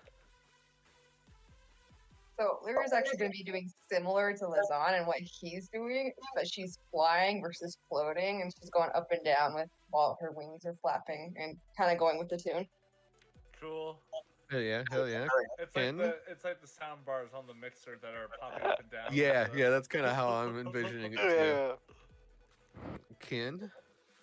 I think Kin's gonna follow kind of Chaz's lead in the not only the comments but in the bass too, just trying to find some notes that get there maybe with her little five, but obviously just trying not to cause a problem at this point, but she's still attempting to play and seems to be really enjoying like trying to figure it out. Yeah. And it's one of like it was a rough beginning, Ken. You've kind of gotten to that point where like you can follow, you can kind of like follow, but it's definitely not like it's like one note at a time. But you kind of feel with this performance and your first performance with everybody like this, like you're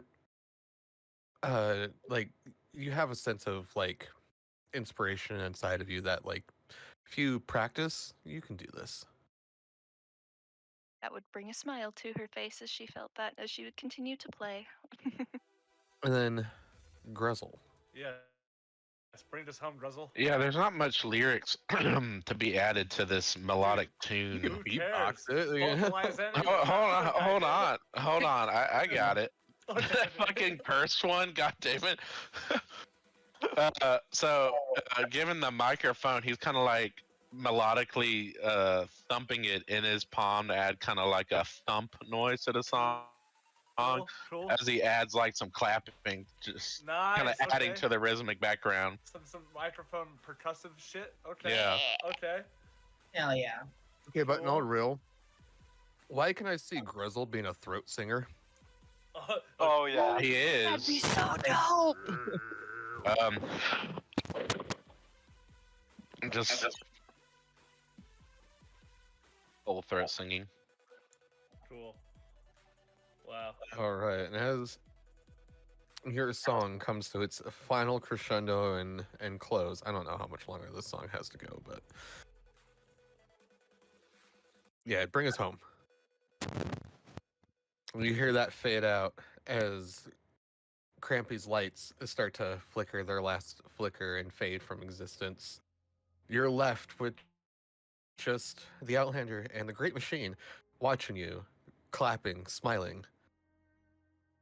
She's like, that was absolutely wonderful. Some of the best music I have definitely seen from the future or the past. The Outlander responds like, yeah, they're all right, huh? She says, that was a wonderful, thrilling performance. And for that, I would like to give one last gift, but one only. Here we go.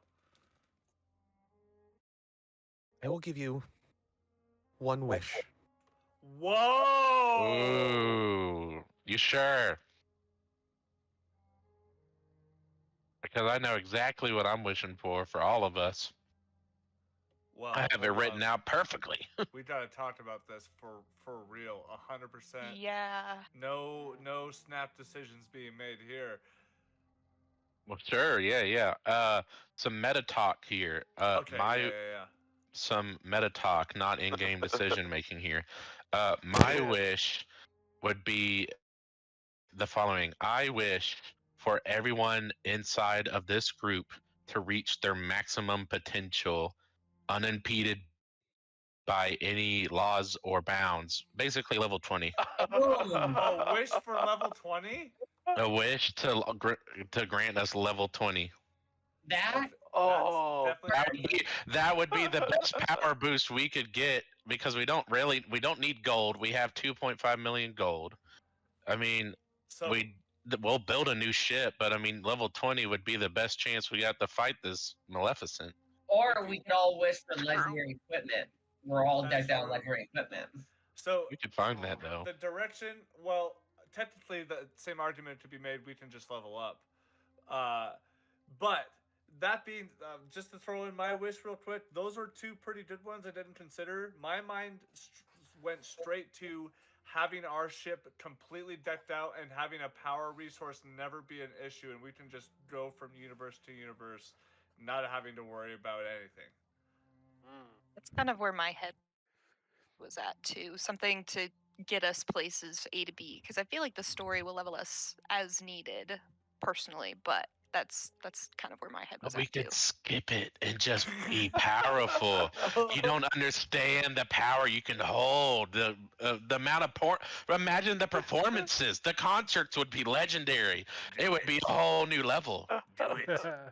Do it. Join the dark side of the level. Level 20, Oh. please. Let's hear from everybody else though, who hasn't had a chance. Oh. So, were you agreeing with me, or did you have a different idea for a wish?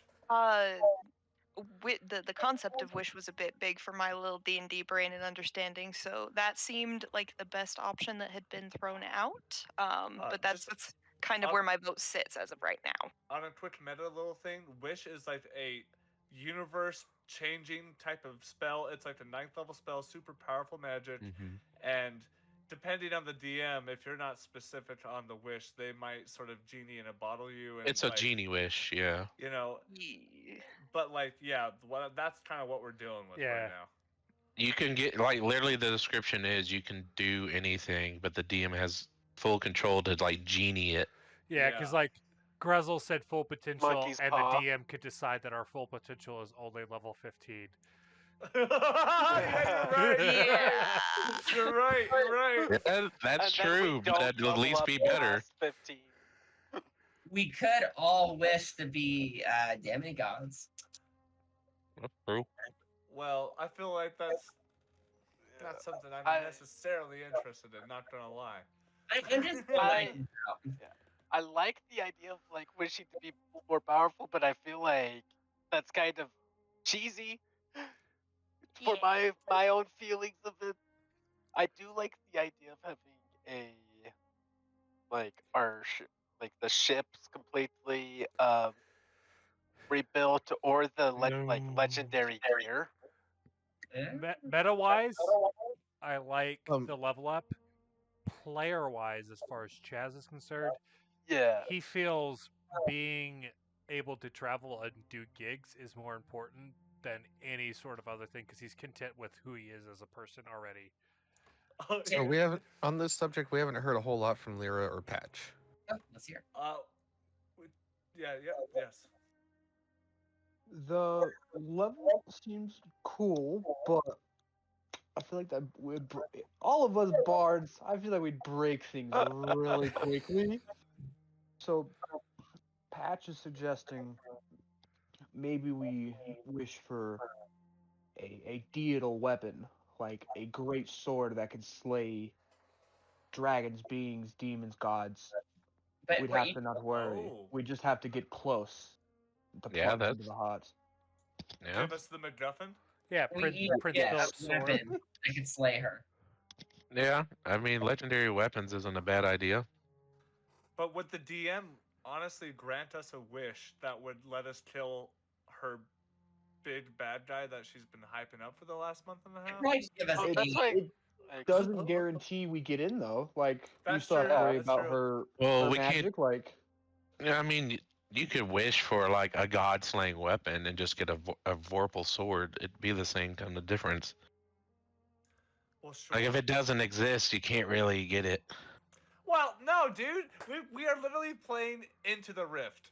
We just had Maleficent show up in our campaign. I'm sure anything's on the fucking table. I mean, why not? Why not ask for +5 legendary weapons then? Yeah. Yeah. Okay. Yeah. Like legendary weapons or something like that. That would definitely help us get an advantage. Yeah, Sure. but we won't be able to leave the planet or universe we're in until Outlander can build a new ship. We have no idea how long that could take with the destruction on the planet. I mean, Well, the ship I'm not wasn't against it. destroyed. It was just damaged. So It didn't blow up, right? Or did it? Yeah, blow up? It blew the smithereens. Oh, I guess my- fuck. Oh, yeah, the batteries. That's right. I forgot about the batteries. against my better judgment, I'm going to remind you of a narrative that happened during that whole cutscene where the professor had seen what was going on, panicked. No. I caught that. Yeah, I'm Yeah. tracking. We have options on the planet when we get back. I think we're Yeah. just hyper fixated on the wish now, but That's my point. Is we have options for the ship. The ship's not an issue. Dude. And where the ship was, where all three ships exploded, does not necessarily mean that none of them are salvageable or parts aren't salvageable. Yeah. See my point. We could make a nice ship. Then weapons. Divine weapons. I say weapons. Hold on, we still need to Yeah, hear from Lyra. Lyra. Yeah. hasn't And talked yet. then Oh, I we'll, thought Lyra went. I'm sorry. after Lyra, I think we should summarize all the wishes, and then we can all kind of vote as a group. So I Let's do do like it. the idea of doing a legendary weapon or something like that. Okay. Whereas we do have ways where we could get a new ship. I do think a legendary weapon of some sort would be a good idea. Divine weapons. Hell yeah. I feel compelled to make an argument for my case, but I don't know if we're past that point in the conversation. What was your idea? No, I just wanted to present. I just wanted to present another argument for my case of my wish. But are we past that? Should we just go to the voting and summarize? I think voting. Okay. Well, let's vote and summarize on what's going on. All right. So basically, as far as I understand, we have, we want we want a level up of some kind. We want legendary weapons / items. We want a ship that's able to like accommodate us and not have a problem with fuel or whatever. And is that it, or am I missing something? I think that's it. Yeah. And I think you could achieve technically 2 of those in a single wish. And I think if we ask for weapons, we use the word divine. Paul in the Hey, chat. no wishing for more wishes. Damn it! No, I don't have to wish for more wishes. I can word it to get Shit to be the weapons and super power. weapon. That's the move. Yeah, there's a poll in chat, y'all. Oh, there is. Cool. Let me see.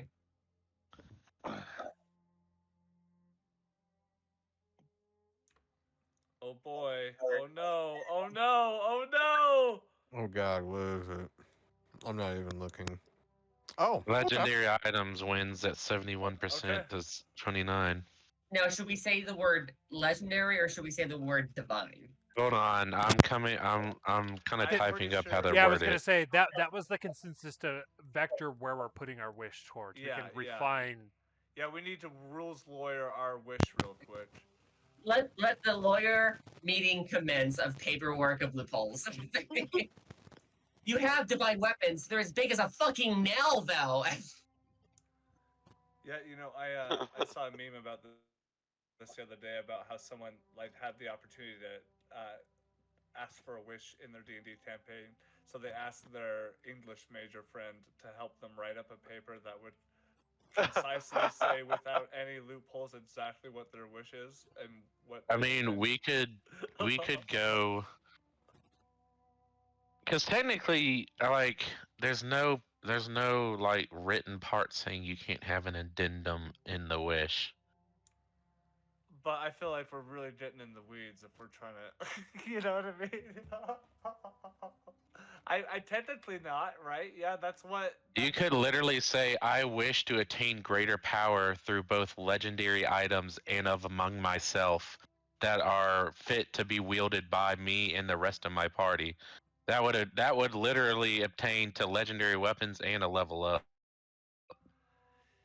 Yeah, how does that work? I guess the DM will have to, right? Yeah, have there's to- still room for the DM And to it interpret also but- says, well, it also says that it has to be wieldable by each member.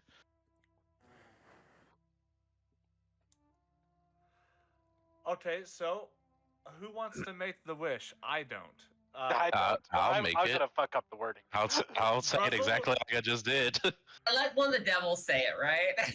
Yeah, We that make makes deals sense. all the Yeah. time. Exactly. All right, we'll go for it, Druzzle. He'll pull out little glasses. Do the whole I no wish and everything. paperwork. Summons the infernal.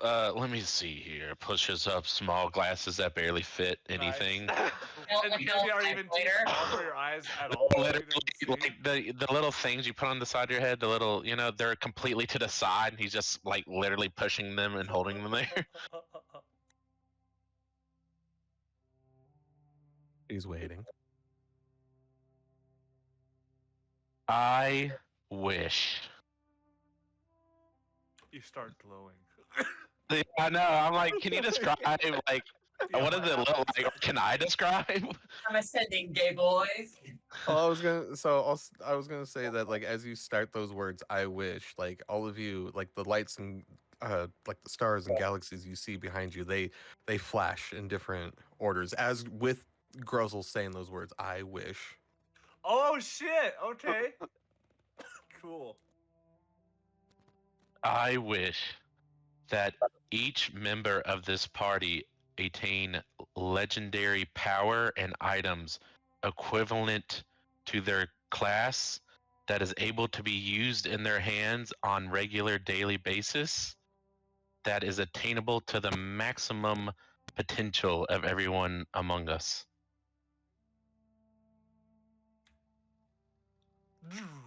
What was that last part? I said that that is attainable by like mortals, basically. God, I'm so nervous.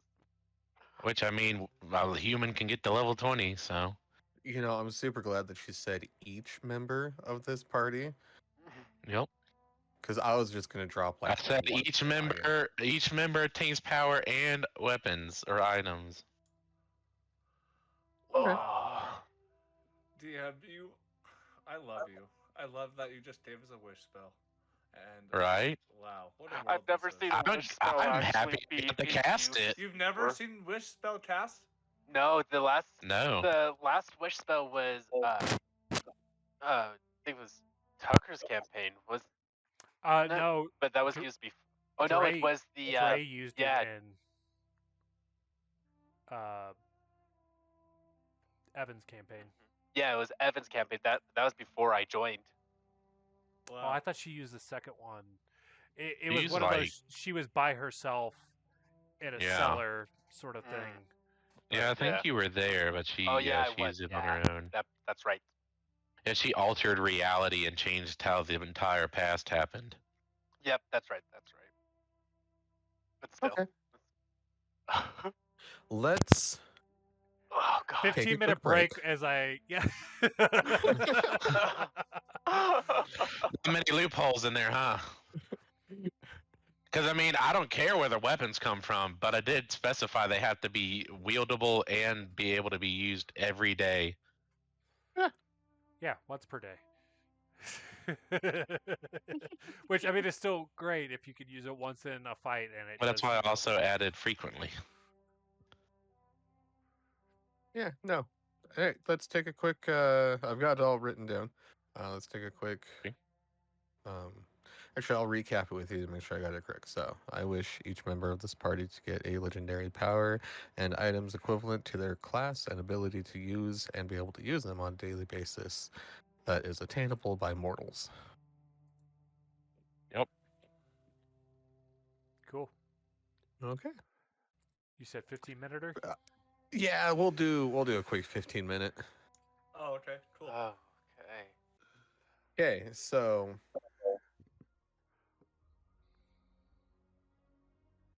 what you said, just as a reminder, Mm-hmm. is I wish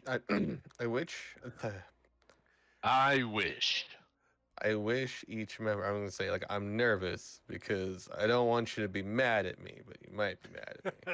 That's life, dog. Wish spells, that's life. The fact you said that is I'm mad at you. Hey man, a genie is gonna be gashing a genie, you know what I mean? So- Mhm. What you said to her was, I wish each member of this party to get a legendary power and items equivalent to their class and be able to use them multiple times on a daily basis that is attainable and by mortals, essentially anybody, not just godlike beings. Yep. Okay, this is what she heard. Okay. What, she have fucking wax in her ears? I'm like, wait, I was expecting, so this is what you heard. It's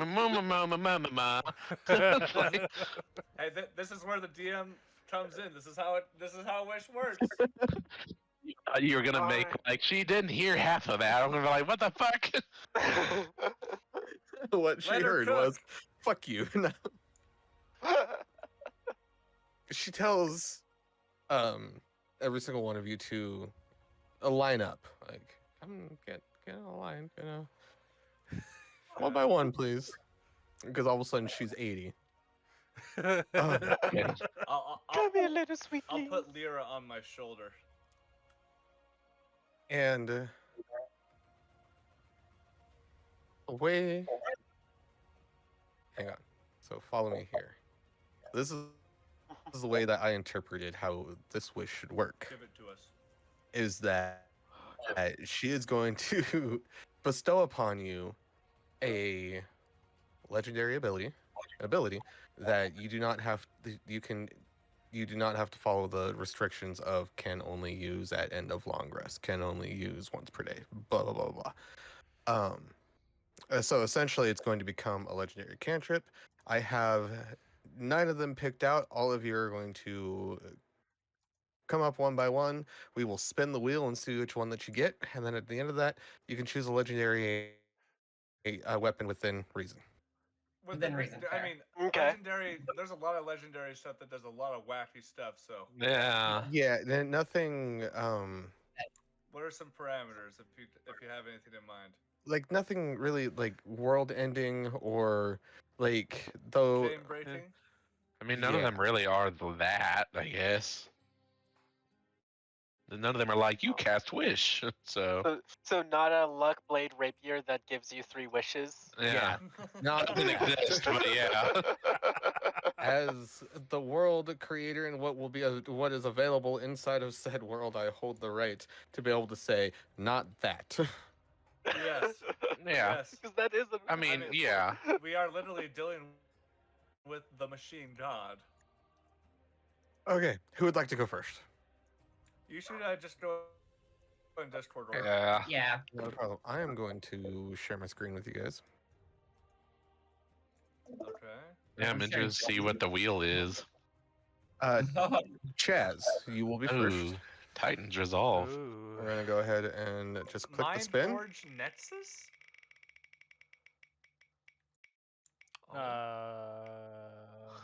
Chrono Displacement. That's Oh, cool. wow, what the fuck is that? Oh Ooh. shit. Hold on. There's a whole This is- jingle? What the fuck? Damn good. Yeah, He starts dude. aging old to young randomly. I am the master of time. My Yeah. back! My legs! You get chrono displacement. Chrono's displacement, bend time to rewrite moments of fate. Effect once per long rest, just ignore that. Rewind time for up to 1 minute. All creatures and objects return to their previous position except you. You retain awareness and hit points as they were before the rewind. Oh my However, god. This sounds I'm- dumb. what I'm going to say as narrative is that if you do, and how I interpret it is if you do rewind time by a minute, like all of us will rewind time and we will Yeah, have no idea replay. that you did it. You were the only one that is aware that you did it. Gotcha. Cool. Is That- that a dude. spell that I need to find somewhere so I can remember all the things you just said? If it is available, great. If not, I have everything right in front of me. Okay, perfect. So and you're saying we can use this like a cantrip, basically? Basically, yeah. It doesn't. You do not have a restriction on how many times you can use it. Oh damn, dude. But I will say during combat, it is an action. Damn, fuck. I don't care. Damn, Daniel. Yeah, I was gonna say Damn, it's damn, broken damn, as damn. fuck as an action, so Okay. Wow, how exciting. Crampy, would you like to go next? Oh my god. Yes. I go up to the wheel and I just like stand in dopaminergic daze. fucking Price is Right, bitch. Come on, come on. Could Come be on. right. Fucking Rice is right, motherfucker. Ooh, Ooh. Clockwork Reflexes. What does that mean? That's cool. Clockwork reflexes, a channel mechanical precision to anticipate and counter attacks. Effect: you can use your reaction to force an enemy within 30 feet to reroll an attack roll, skill check, or saving throw, choosing the lower roll. Usable 3 times per long rest. Again, ignore that. And then for flare, you hear a faint ticking sound that accompanies your movements, and your eyes momentarily glow with golden light. Wow, I feel cool now. I turn around as my eyes kind of glow a little bit with that new magical energy. I'm like, guys, guys, and I just like get back in the line. I'm freaking out, man. Grizzle, you are next. Oh my god, Gruzzle. Go for it. Come on, Titan's resolve. I don't know. This sounds like a Gruzzle thing. Ooh, Oh, that's actually pretty good too, though. that sounds Athletic. cool. Oh, Aetheric. Aetheric Overdrive. Aetheric. Aetheric Overdrive. Harness the energy of the Aether for short bursts of immense power. One effect. shit. Enter Overdrive for 1 minute. While in Overdrive, gain a +2 to AC and +10 to movement speed and an additional action on your turn. Oh my god! Dude, you just That's all I dude, needed. Gruzzle, that's literally Oh my like God. Okay, and my Oh my weapon God. is gonna be, of course, a Vorpal Great Axe. This my is Gruzzle fucking like Christ. 4.0. Dude, we Right? I crit on a 19 or 20, and I get an extra attack. I mean, I'm a fighter now. An extra God. action. How many attacks do you get per action? Oh, 2, so I get 4. I'm a fighter now. Oh my Dude. god. So that's the thing, like we just got to the point in Dragon Ball Z where now we have opponents like Cell showing up. You know what Yeah. I mean? I That's feel what like we got to the point in Dragon Ball Z where the great guru of Namek puts his hand on our head and unleashes our full potential. Are you guys keeping track of what I'm giving you?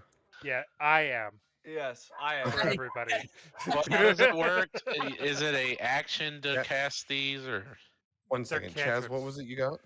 I got Chrono Displacement, I got Clockwork something. I don't remember. Clockwork the second word. Reflexes. Reflexes. Gruzzle I got got the Etheric Overdrive. yeah, I got the overdrive thing. You said Crampy was Clockwork Reflexes. Yes. Indeed. Just keeping my notes from, and then I basically Grizzle. got haste. Yeah, you did. Leafy haste, because it's not They like had like a even better version of haste where you get a whole action. And we can just put haste on you to just make it worse. Oh my Yeah. god, dude. Yeah, Get 5 attacks in a Fucking- single round. and enlarge. Yeah, dude. I'm It's pretty gonna positive. be. Again? No, I just want to say that like it's gonna be great that we can do that kind of shit.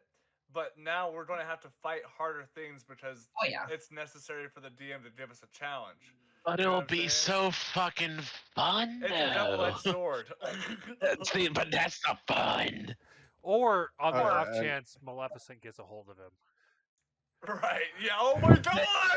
And honestly, to be honest, Dude, I they still both will get have Manny. fun because I get to attack y'all.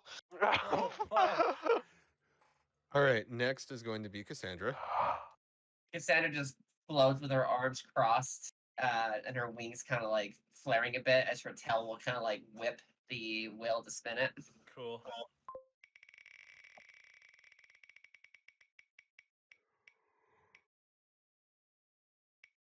Yes.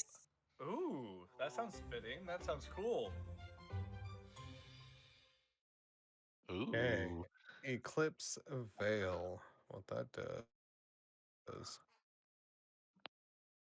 Where did I put it? Eclipse Veil. Shroud yourself in the power of cosmic darkness to become untouchable and overwhelming. Effects. As an action, summon the Eclipse Veil for 1 minute. While active, you gain immunity to radiant and necrotic damage. You emit an aura of oppressive darkness in a 30-foot radius. Enemies in the aura have disadvantage on attack rolls and saving throws. Oh As a my bonus God. action, you can release a pulse of shadowy energy. All enemies within the area must take a Constitution saving throw.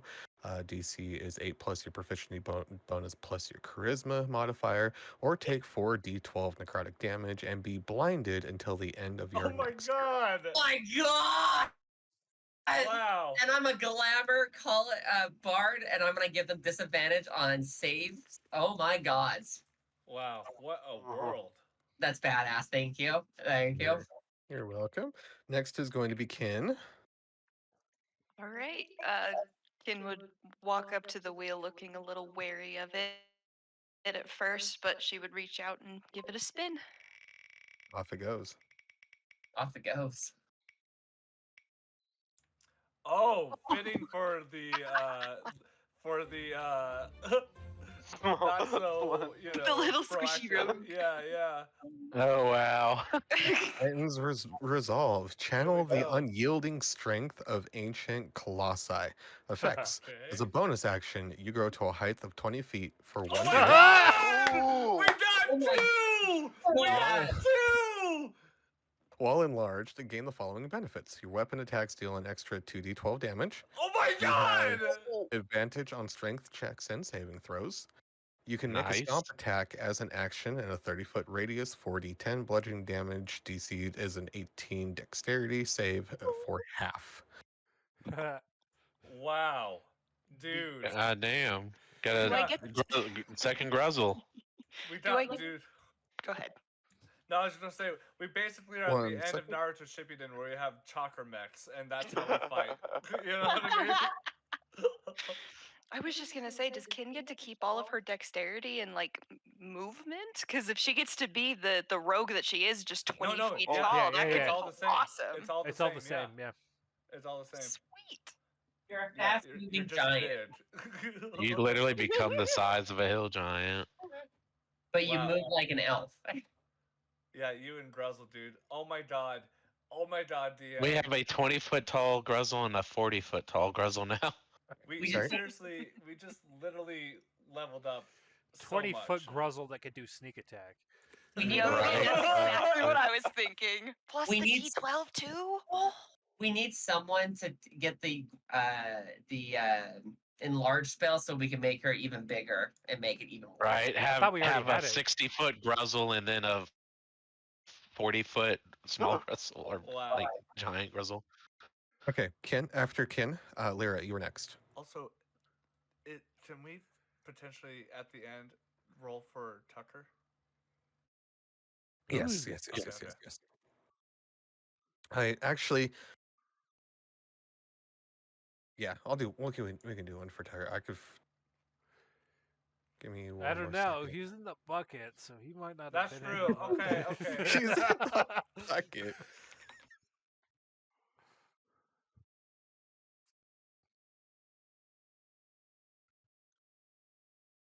One second. Dude, one of the things I'm looking at with this is it kind of works out that at least one of us got this clockwork one, because if Gruzzle or Cassandra get under control, we can pop the we can clockwork wind it to back. reset it to try and prevent it Oh. from happening. Oh my god. Because a minute's what, 4 Get rounds? a free roll. No, That's a 10 minute, rounds, right? 10 rounds. Yeah, You 10 get rounds. 10 rounds of So you- rewind. Yeah, so Oh my effectively, god. I could wait till the very tail end of like combat to undo all of it to reset, essentially. How does your power work? Can you choose the amount you rewind? I think no. It's said a it's minute. rewinds a 1 minute is what I, unless I misheard. Yeah. Oh, okay. I was about to say, you could just rewind just the end of their turn. Okay, so I hope this doesn't like upset anybody. I just added a new one so that way there was It's fine. equal amount for That's for fine. Tucker. That's whatever. Okay. Because I didn't want somebody to be like, oh, I could have got that. Because we can go back and re-roll unless you I like what I have. We're all Okay, good. I don't care. Spellbound Ascension sounds fucking amazing. Oh, you don't even fucking know. Oh, dude, Spellbound Ascension? God damn. Lyra, you are next. I want that. Lyra's gonna go ahead and leave Crampy's shoulder to go up to the wheel. Oh boy, how What is excited! How 10? excited! Here we go! Here we go! What you got? What you got? Down, so down. Oh shit! Watch it be so cool. It's rigged. It's rigged. So I just- Rigged. Okay. Soulbound Ascension. Tap into the essence of your soul to achieve transcendent power, reshaping reality around you. Effect. As a bonus action, enter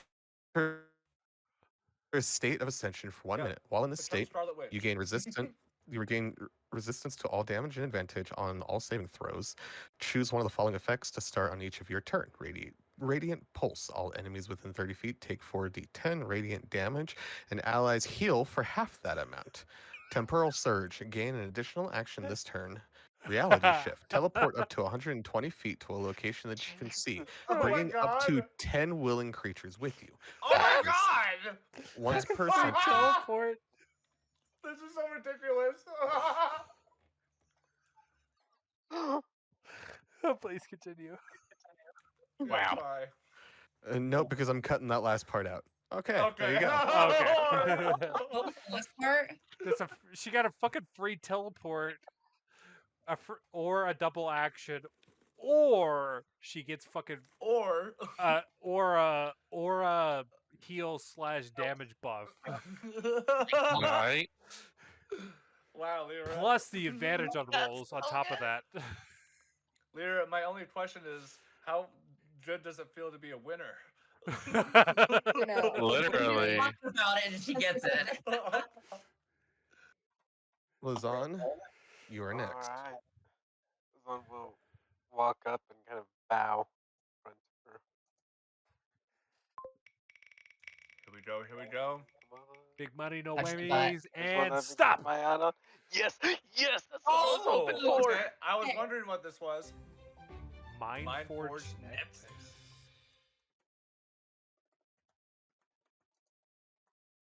Where is it? Mindforge Nexus. Expand your consciousness to control and disrupt the minds of others. Effect. Gain telepathy up to 120 feet and the ability to cast dominant person Oh my or gosh. synaptic static without expending a spell slot. You can use this Nice. power twice per long rest, blah, blah, blah. That's what you get. Oh my god, that's perfect But- for my build because pretty much all of my spells revolve around controlling people. That's Wow, so fun. dude, and also you lose the only this amount of times per day. You just fucking Yeah. get to use that shit. Because one of the other things that I have already is Gios. Oh my god. Chaos is such a stupid spell. I love it. It's just stupid But stuff. oh my god, yes, that's what I was hoping for. Oh, Outlander Wow. gets a roll too, don't they? Patch, you are there. Ooh, Pat's gonna run up and spin the wheel. Yeah, get your slimy pods on that thing. Yeah. Pods. Here we go. And Patch, Oh. it. Okay. Flame of the Eternal Forge. Sounds pretty cool. Flame of the Eternal Forge. Flame of the Eternal Forge. Unleash the endless fire of creation. Effect. As an action, emit a wave of radiant fire in a 60-foot radius. Enemies must make a dexterity saving throw. DC 8 plus your proficiency bonus plus your charisma modifier. Or take 6d10 fire damage and radiant damage. Oh my Allies- god. Damn. Allies regain 48 hit points and are cured of one Damn. condition. We're cured of one. So you can just instantly pass our wisdom scores for us. Yay. Yeah. DM, seriously give it to us next time we see each other in combat. Fuck. 3 ancient red dragons. And then we are going to do a roll for Tucker. Oh boy. Here we go. I hope I'm he's still interested in the in chat. both of these. It could go either way, literally. Yeah, I'm like, which one? Either of these sound cool. Here we go. Oh, I was okay. hoping, Store I was Forge. hoping you got this one. a lot of Forge stuff. He pulls some weapons out of his ass. Yeah, literally. Clearly He pulled is it out of his proficient. He's proficient in everything. Literally, Stormforged Arsenal. Summon and control weapons forged in the heart of a storm. Effect. As an action, summon a weapon made of pure storm energy, lightning, thunder, or wind, to fight by your side. This weapon has a +3 bonus to attack and damage Okay. rolls and deals an extra 2d8 lightning or thunder damage. Lasts for 10 minutes or until dismissed. Okay. Nice. That one's a little bit more tame compared to the others. That's- But Well, I was gonna say, a +3 unfortunately, is it's a applied to legendary- Pykon. yeah. You know, this gives me God, Noctis vibes from Final Fantasy 15 or 14. I didn't You know how play he summons either. Well, he summons like ethereal weapons. It's cool. Oh, okay. The last is for the Outlander, which is Void Step. Ooh. You didn't spin the wheel though. Oh, my bad. Yeah, the Outlander just kind of floats on up, saunters up. It's like, oh no, I wonder what I get. I mean, there might be something in that little line right there. Yeah, I'm like, what if you hit the line and you get nothing? And there she be, Yeah, the what are Void the Step. odds? It's fucking crazy. Void Step, if you are curious to know what it is. Yes. Yes. She can travel Void through step. the void. Move unseen and untouchable through the shadows between worlds. Effect. As a bonus action, teleport up to 120 feet to a location you can see, ignoring barriers and obstacles. You gain resistance to all damage until the start of your next turn. I like that's good for her since she's died so many times for sure. Yeah. She I was needs gonna it. say that or Ken would have loved that with the whole assassin build. Mm-hmm. Mm-hmm. Oh I'm happy my with what I god. got though. That would have been broken for an assassin build. Wow. What were you going to say, Colton? Did you say that? I was preoccupied, and that went right over my head. What did it do again? The Void Step? Yeah. So, as a bonus action, you can teleport up to 120 feet to a location you can see, ignoring all barriers and obstacles. You gain resistance to all damage until the start of your next turn. Oh, so that's like a get out of jail kind of dodge sort of card. Yeah, get out of jail free card. Ambush and basically. Oh, that's true. That's true. You know, because then everyone's looking at you and you're like, come on, hit me. You won't do much. And then everyone comes from the other side. So there's a few things it could be used for. Okay, we're going to do the last little bit of our wish shopping here. Chaz, did you have an idea for a legendary item? No, I'm gonna be honest. I thought we were just getting this legendary ability, so I kind of checked down on anything with that. So if someone else is ready, maybe Gruzzle. I'm ready. I'm going for a Vorpal Greatsword. Nice. A Vorpal Greatsword, if I hit a nat 20, I decapitate whatever it is, unless you specifically say I cannot or it doesn't have a head. If that's the case, it takes 30 extra damage. You're looking for a great and it ignores immunity to slashing damage. Wow.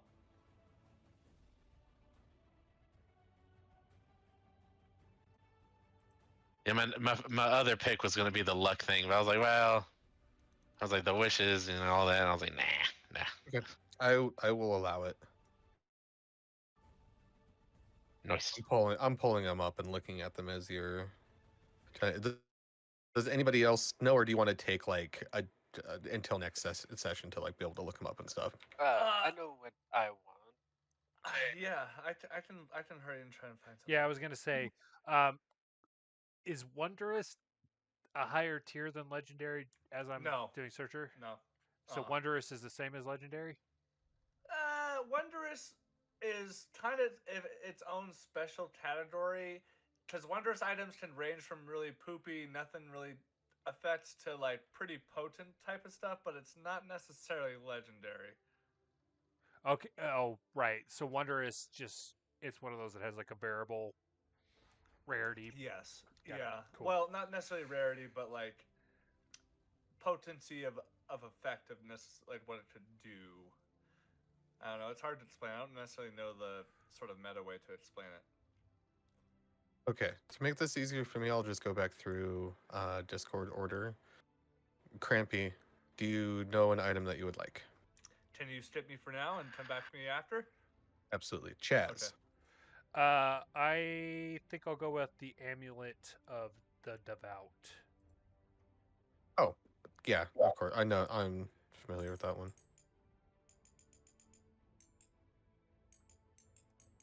I am fine with that. It is let it be written. I have spoken. If I can write. Okay, Chaz, we got you. Cassandra, do you have an idea? I do.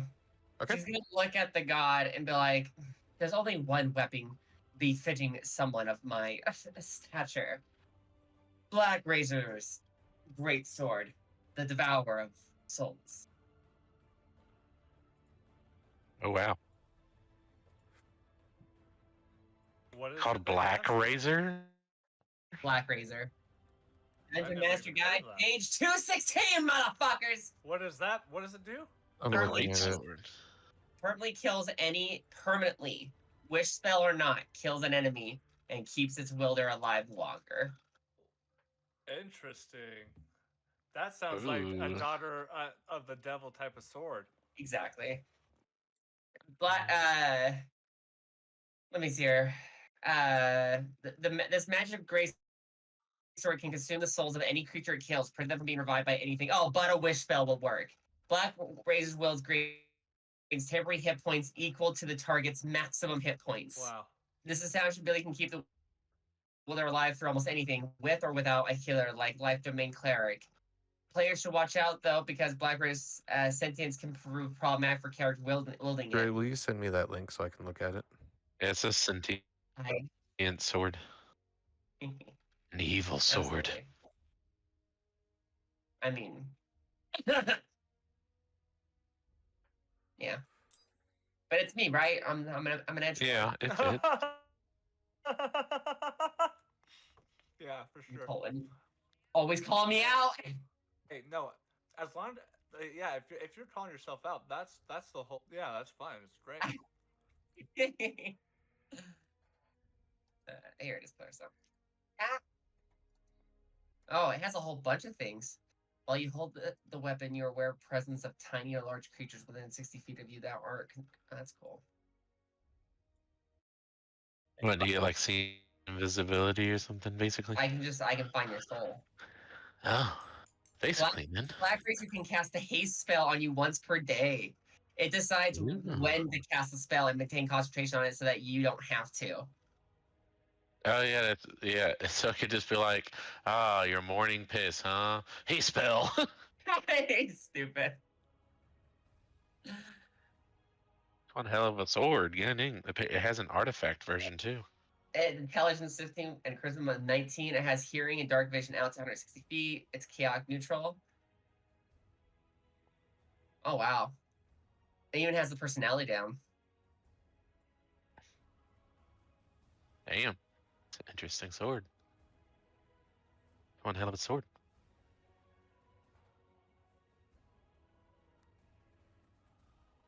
Ooh, I might have to go on a small quest to find 2 other weapons. Interesting.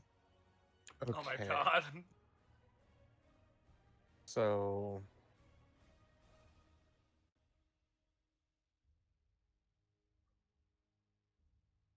I'm gonna give you 2 offers.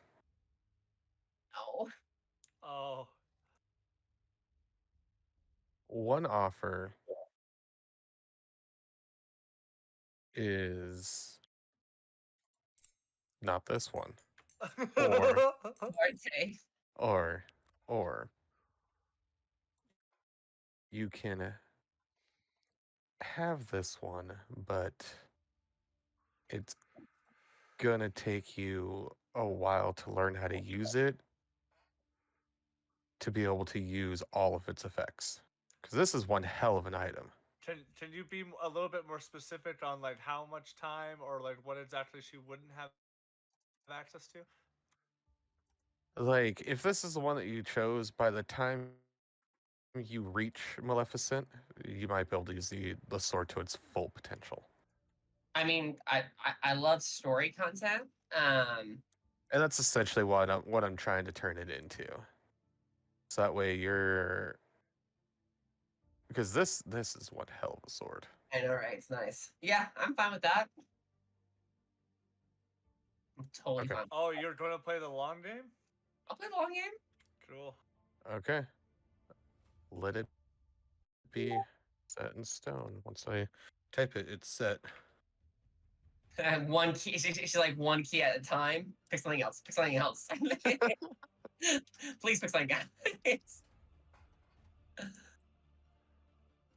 Oh, dude, it looks so fucking badass. By the way, It looks fucking insane, is what it looks like. Okay, to move through this, let's hit Ken, do you have an idea, or would you like to take some time? I have an idea. I would like the bookmark dagger. I found it in the D&D Beyond character items list, so it should be there. Take a look.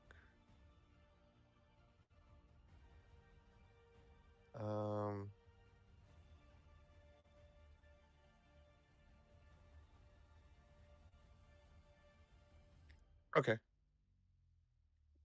Let it be done. A little blue a dagger would appear in Kin's hand, and it specifies a blue pommel on a blue gemstone on the pommel. Cute.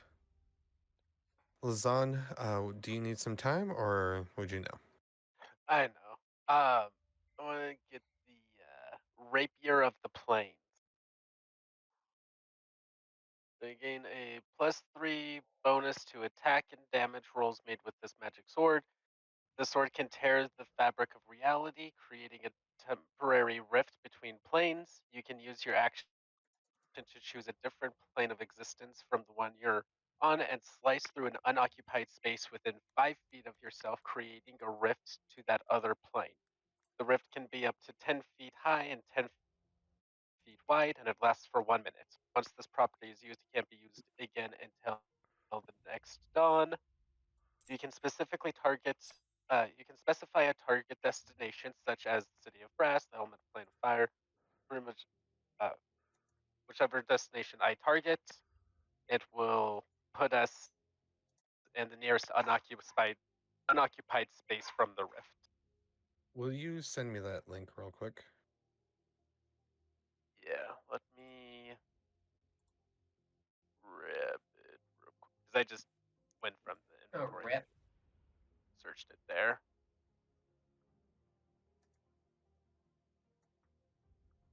One moment.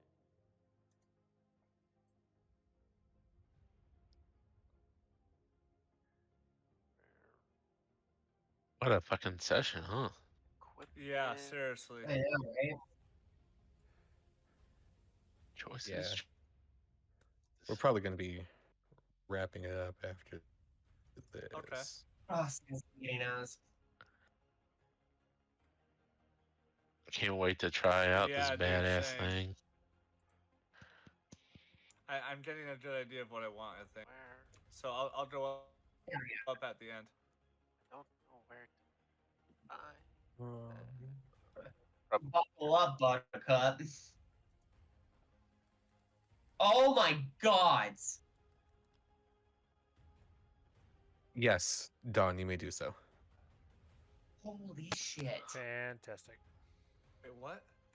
I had sent Clarissa What? Why a can't I- message. The can't I amulet find of the devout caps it very rare, so I found a item that actually is a legendary one. Oh, okay. Nice. Nice. Sorry, I'm having a hard time. Specifically, finding the it, Rod of like, an actual Resurrection. link to it. Where did you find it at? I just went into like inventory, manage inventory, and then I searched Okay, rapier. okay. Hang on. I can do that from...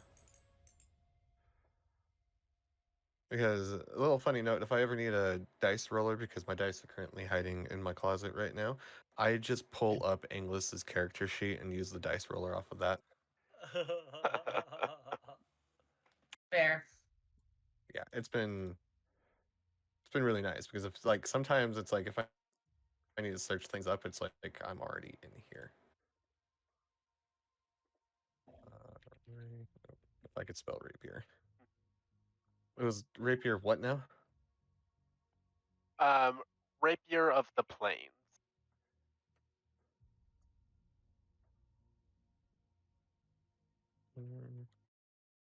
It says the source is the Book of Many Things. Yep, I found it. Let's see.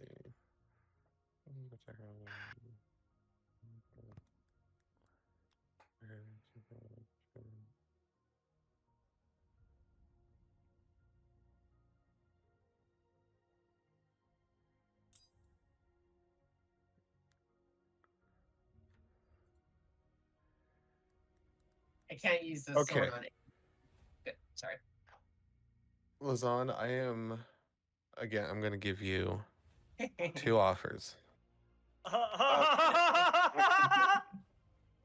Either 1, something else, Okay. or 2, the same deal that Dre has. And like, I'm going to work this out kind of to be like the way that I'm going to work it out between items like this, and I'm giving you this deal, it's going to be kind of like a janked up version of attunement. Okay. Yeah. I'm 100% okay with Okay. that.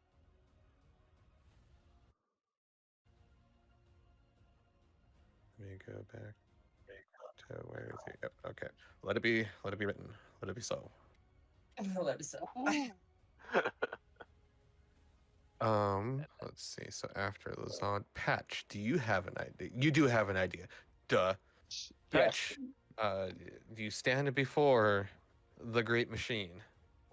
You have been such a humble and gracious deity.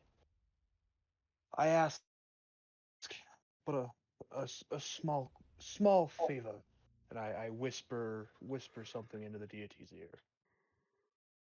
Oh, secrets? Ooh, ooh, ooh. As you do this. Hang on. 1 second.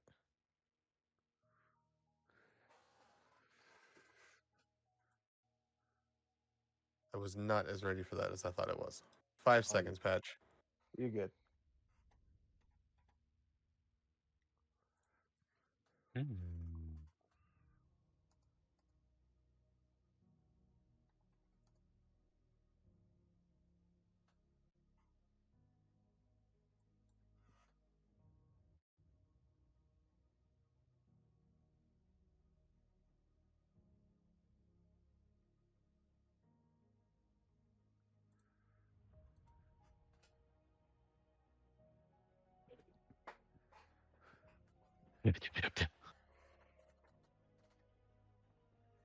Okay, Patch. Yes. I'm going to give you 2 offers. Okay. Okay. Either A or B. A or B. That's what I get to pick from. Well, either So it's the same A, thing. yeah, Oh, Same A at is, all. A is either you pick something else, or B, it's a janked up version of attunement. I'll take the learning curve. I'll take the janked up attunement. Okay, fair. As you whisper that into the great machine's ears, as she giggles, she goes, "Is it needed to be a secret?" Well, I thought it was a weird request. As he just looks around. Guess it's not much of a secret. I would just hate to part with my family relics as he holds up his morning star to the deity. Oh, but Ah, it's but still a family relic, just enhanced, greater. Think of it as you're taking your family with you into the next future and beyond.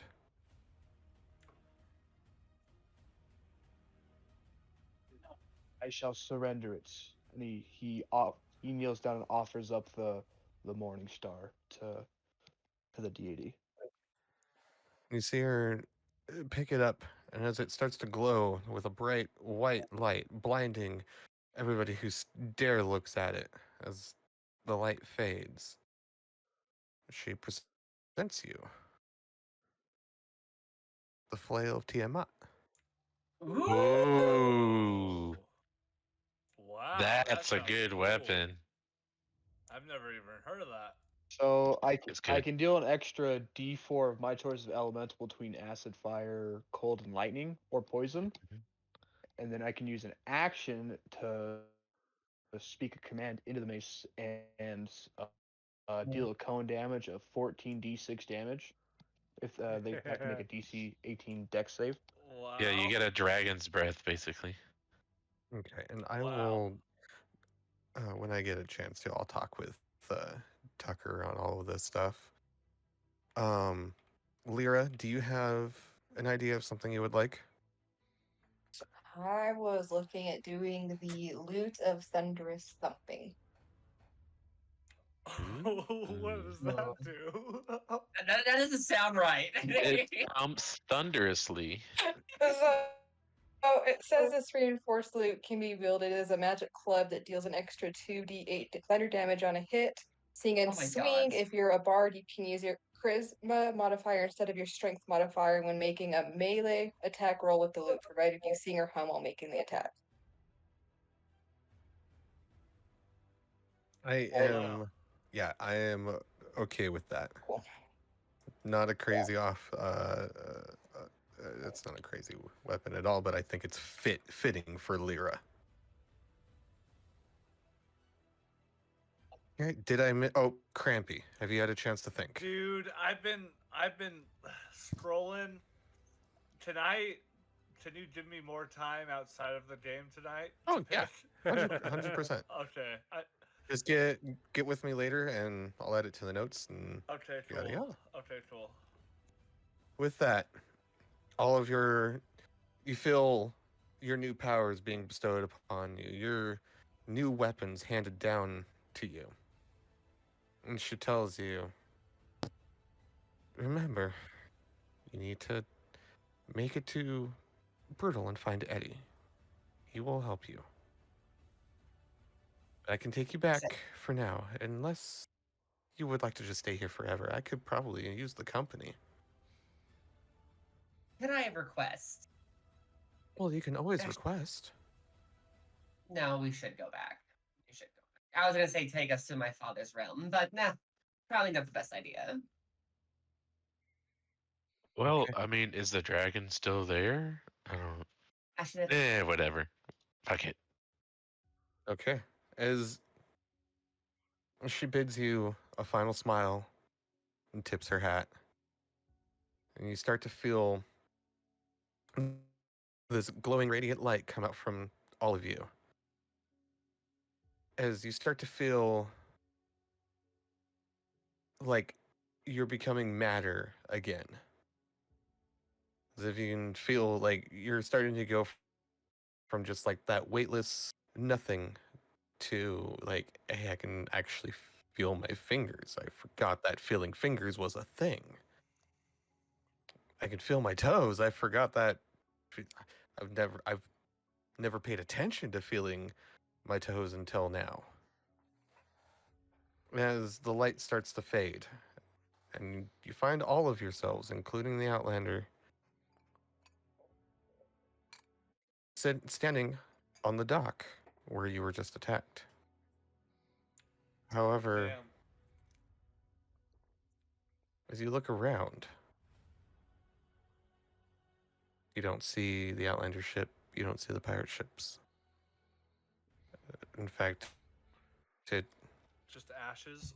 it looks like nothing happened here at all.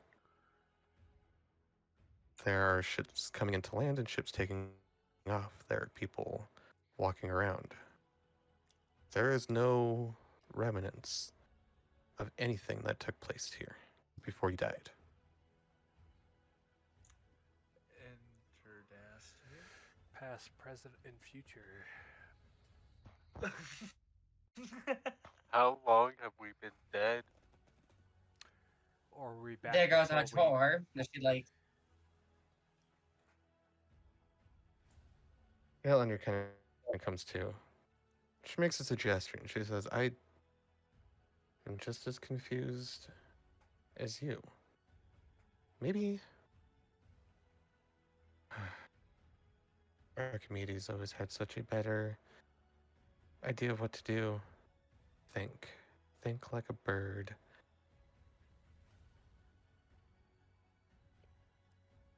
Something inside of my clockwork tells me that we should go talk to the professor. So that's where I am heading. If you would like to join me, by all means. I was just about to suggest the same thing. I will follow you. In tow, I will. sure. She waves her new sword, smiling before it just like dissipates. Is everybody following? Oh yeah. Yep. Yeah. They got that scary dog privilege, dog. As you guys walk through the city, people turn and they pay attention to you. Some of them with shocked looks on their faces. Although nobody says anything to you. A few minutes pass as you head up the busy streets to where you're first taken to. But as you get there, the warehouse that used to be the professor's feels off as you start to approach its doors. The Outlander goes up to turn the doorknob, but it's locked. Or feels locked.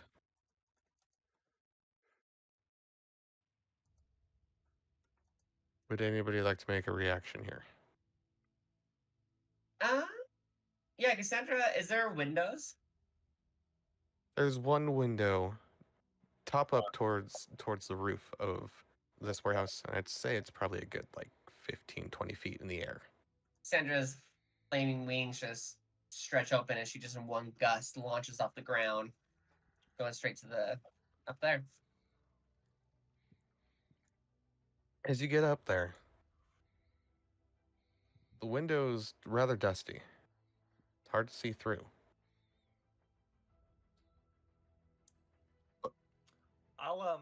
Oh, sorry, we're going to say something. No, go ahead. I'll pretend like I'm about to pull out some thieves' tools, but instead like present the door to Gruzzle.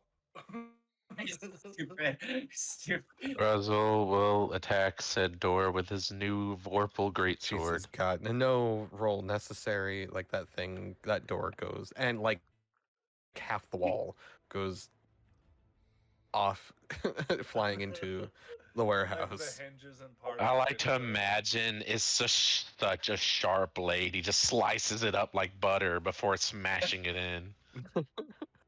It has that chunk of the side of the warehouse. I'm not even gonna say it's the door. It's the side of the warehouse that you sliced up before you kicked it in. It goes flying into the darkness, and the light starts to fade in. The warehouse is empty. In fact, it looks like nobody's been here for a very long time. We've been dead for a long time, guys. Oh, Or- wow. Okay. Or we haven't died yet. Yeah, it's either the Oh. past or the I future. say the future. I say we haven't been bad for some time. Why do you think everyone was looking at us as we were walking here? I mean, I know my beautiful state. They'll look at me, but the rest of you, ask yourselves. Well, if they have never seen our kind before, it would be a rather weird occurrence on this plane of existence. Yeah, unfortunately, I receive looks like that all the time back home. See, she gets it. Yeah. I don't think that's the same Par page for the that Ken course. was on, but okay. No. The Outlander is in shock by this. She doesn't seem to know what's going on. As she walks into the emptiness, you can hear her footsteps echoing. Outlander. Oh, sorry. No, go ahead. Is there any other place he might have gone? Maybe somewhere to hide? I imagine Maleficent must have been terrifying to see. Or where was he before he resided in this warehouse? Well, far off in the countryside, actually. Very far off. Since there's nothing here, it might be a better place to start. Agreed. 100%. I agree with you. What is everybody else's reactions? Because I've heard from Chazz, Crampy Kin.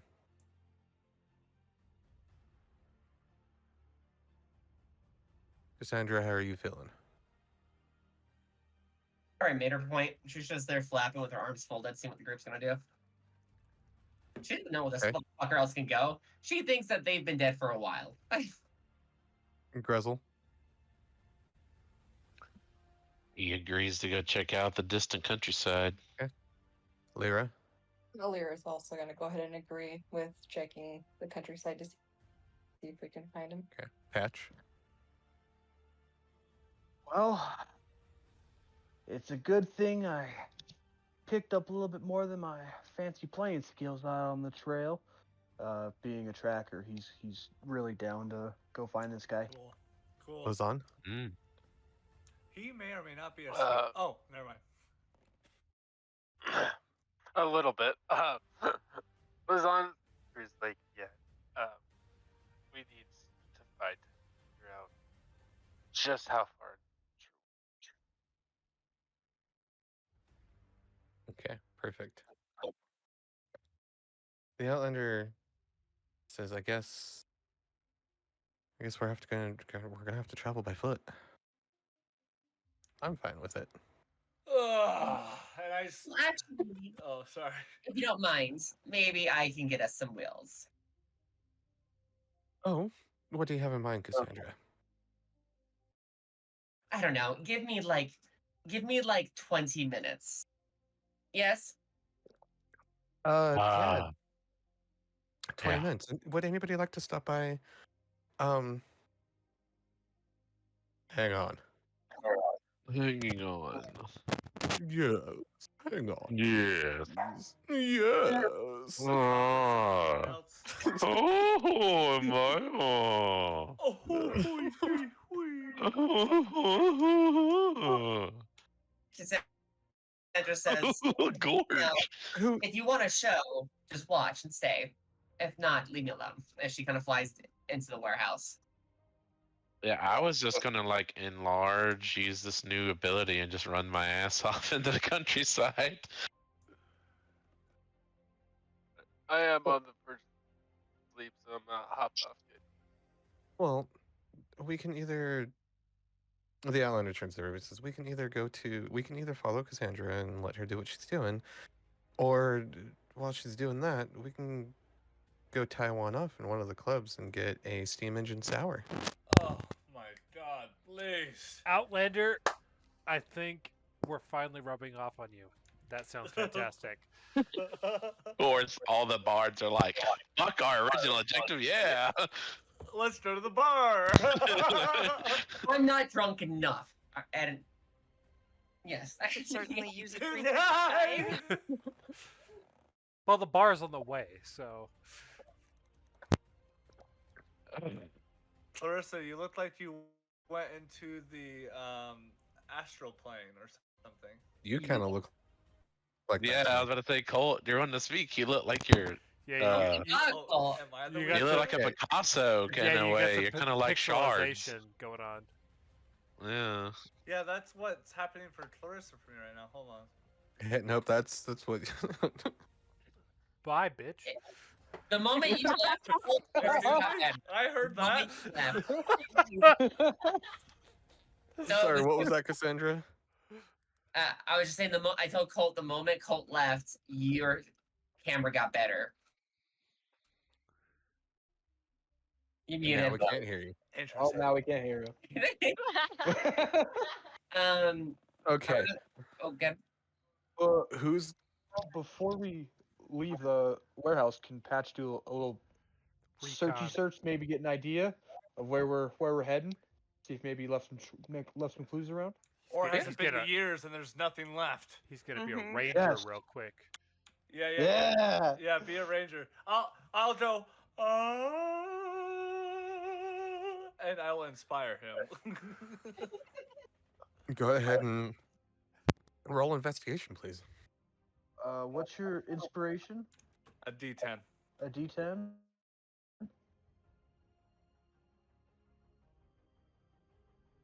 That's gonna be 33. For Wow. track check. Wow. Jesus Christ. Damn. That's good, dude. Ranger mode activate. I'm a tracker. What can I say? Patch, what you can obtain from inside of the warehouse while you are walking around, checking out every nook and cranny. It doesn't take you long, but finding any kind of remnants of the professor, is very scarce and very hard. You can see where like the outlines of all of the shelves he had were. Maybe some dust outlines of what you would remember as the doomsday device he had when you first met him. But as you look around, it becomes more evident that it's as if he just disappeared and nobody has been here for quite some time. Oh shit, we've been dead for a while, guys. All that. Didn't come out of the warehouse to party. Well, I don't know if y'all remember. Give it to us straight, Doc. Well, he's been gone a while, and the doomsday weapon that we saw was also missing, so that's cause for Damn. concern. But I have no other leads, so you know what we shall do? That sour. Go get those sour. Yep, you got red my gelatin lips. Dude, I'll go for a high five, but my palm kind of goes into. They just sploopy like absorb it. I just imagine you talk. You're just you like my lips like just some wiggle in there. Fucking Whenever he's in pseudopod form, what I imagine is Bob from Monsters vs. Aliens. yeah, Yeah, fucking sure, yeah. that voice. Yeah. Take that and then the gelatin guy from the Ant-Man and Wasp movie. Put them together. That's we get Patch. Oh, dude, I still haven't seen them. Is that Quantum so Mania? funny. Because I Oh, haven't seen that no. one. Yeah, we don't- Quantumania. So we didn't get too distracted. Who is going to go tie one on and who is following Cassandra? Oh, well, I mean, before Cassandra leaves, Cassandra, please, before you try and help us out by transportation, please, come get a drink. The Princess of Hell deserves it. We just died, for Christ's sakes. Oh, darling. And she kind of like skids, like as she lands, she like skids on the surface and she looks at you all dramatically. Darling, where I'm going, I'm gonna get a better drink.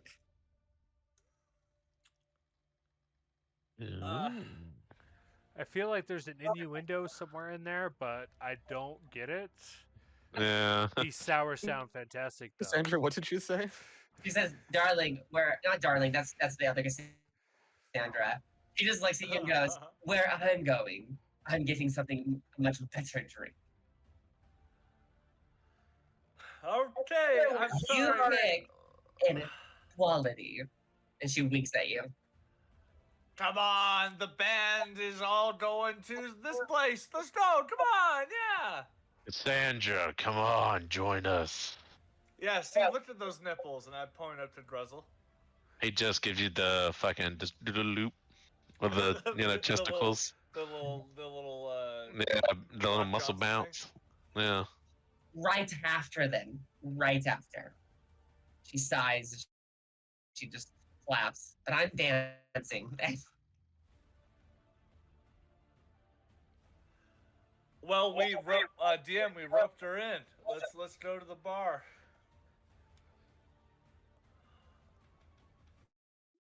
Muted.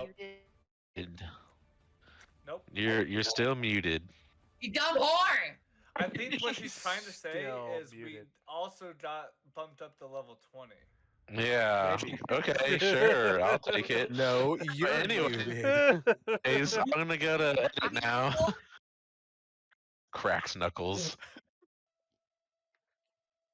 Anyways, so Do we just curious? Oh my god. just like that, a world-ending boulder falls from the sky right on top. Yeah, rocks fall, everybody dies. Reroll, you fucking character. And I take my vorpal greatsword and cut the rock. Surprise! This has all been a dream. Maleficent really murked you all. Damn. All right, good. I got 20 other characters. You guys make your way to the nearest tavern. You are very familiar with this tavern, even though I am not, because I don't remember. It's the copper the something, names of right? them. Copper. Oh shit! Yeah. Let me. Copper drum Copper or something drum. like that. Yeah. Yeah, Copper it was yeah, that was the one we ended up going because that was like the more upper classy but still lively kind of place, right? Yee. There was the the Copper Cobalt Lounge, the Steamlight Emporium or the Ebony Brass Parlor? Oh well, maybe I'm mistaken then. I think the Copper Drum was the one in Tucker's campaign. Oh, get my wires crossed.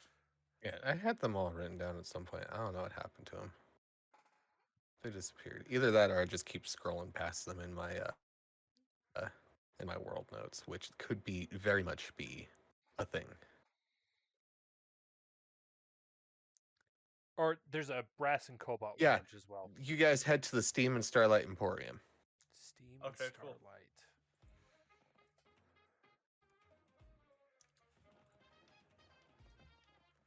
It doesn't take you long. You remember, this is the playlist we used. It is. It doesn't take you long for you guys to get there. You walk in, and surprisingly, for it being like sometime late afternoon, the place is pretty hopping. There's some people who look like they're enjoying their lunch, getting a few drinks.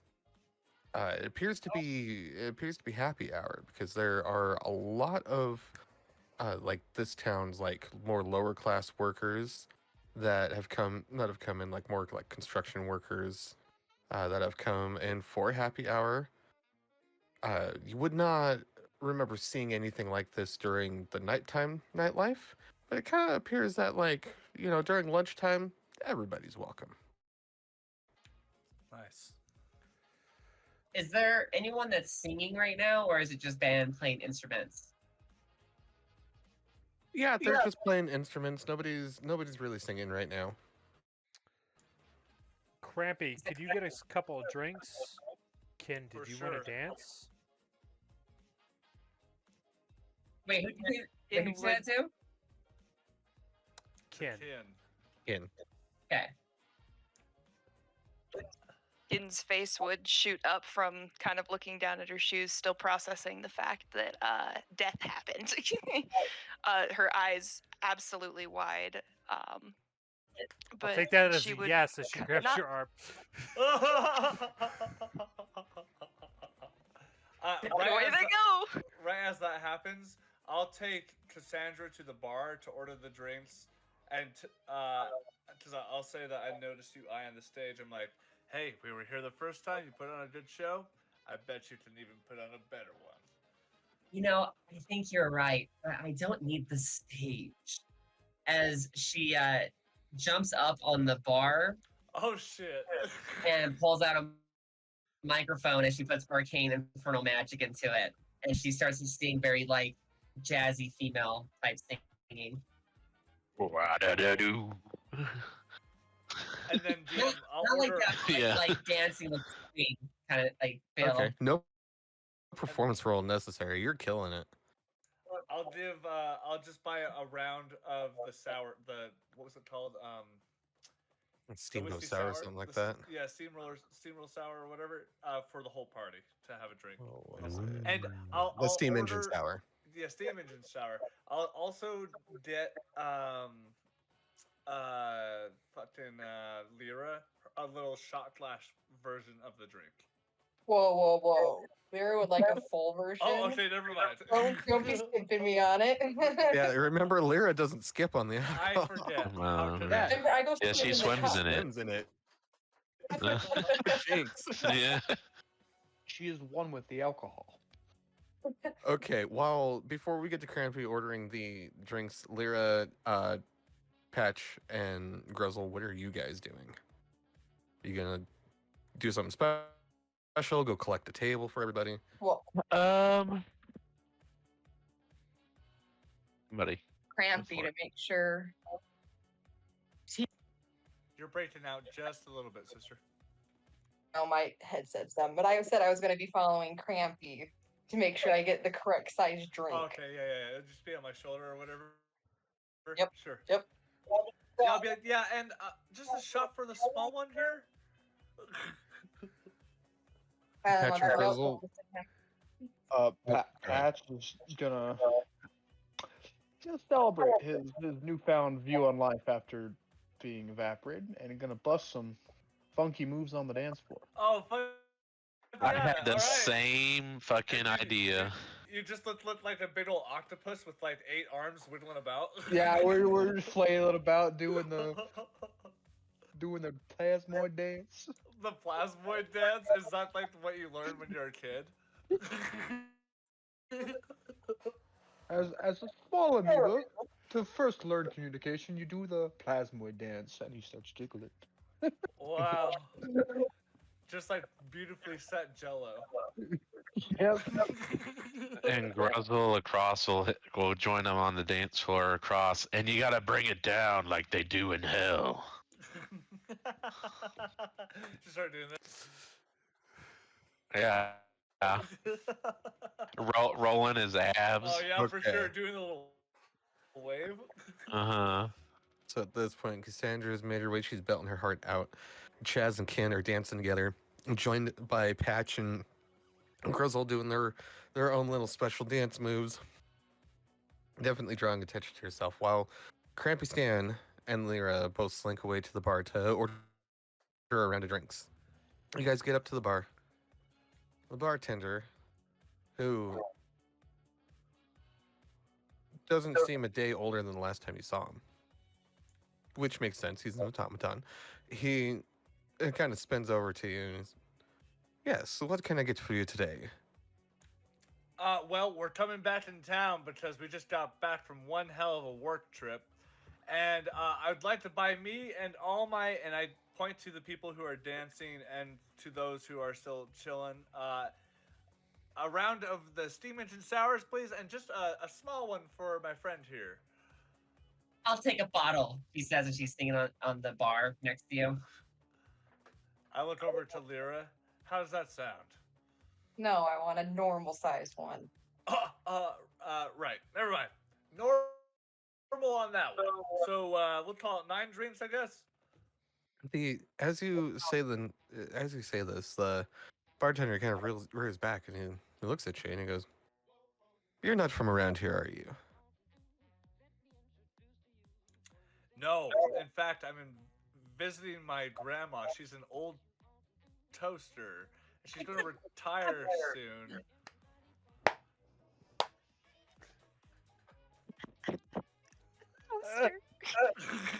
You're so wild for that one. Sorry, guys, I had nothing. I had to just. No, that's a fantastic so line. good. That's perfect. The fact that no one can breathe right now is a testament to how good it was.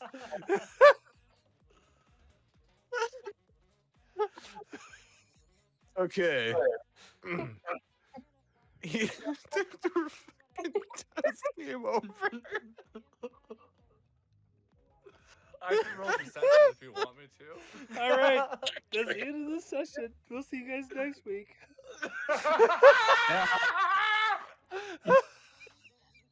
That's the end, dude. Put that at the end, dude. Do it. Oh fuck. It's what was said. I wish I heard it. Oh fuck. You know, maybe I don't even know if it's gonna land the same, but I just said that the reason why we're in town and he's never seen me is because my grandma was a toaster and she's retiring. So that's why we're here. What the fuck? Yeah, you know. That didn't make any sense. Well, But it's so funny. Oh shit. The bartender, like, he eyeballs you up and down, and he's got, you know, that question mark in his eyebrows. He says, "Right. Well, you know, the funny thing about drinks here, they go in and out of style, much like dances do. And it's just a little odd that you would order this. I haven't served this drink in about 5 years." And that's where we are going to take our break for this okay. session. Wow, there it is. It's been 5 years, everybody. At Damn. least 5 years, right? At least 5 years. Yeah. 5 Okay. years, damn. Wow.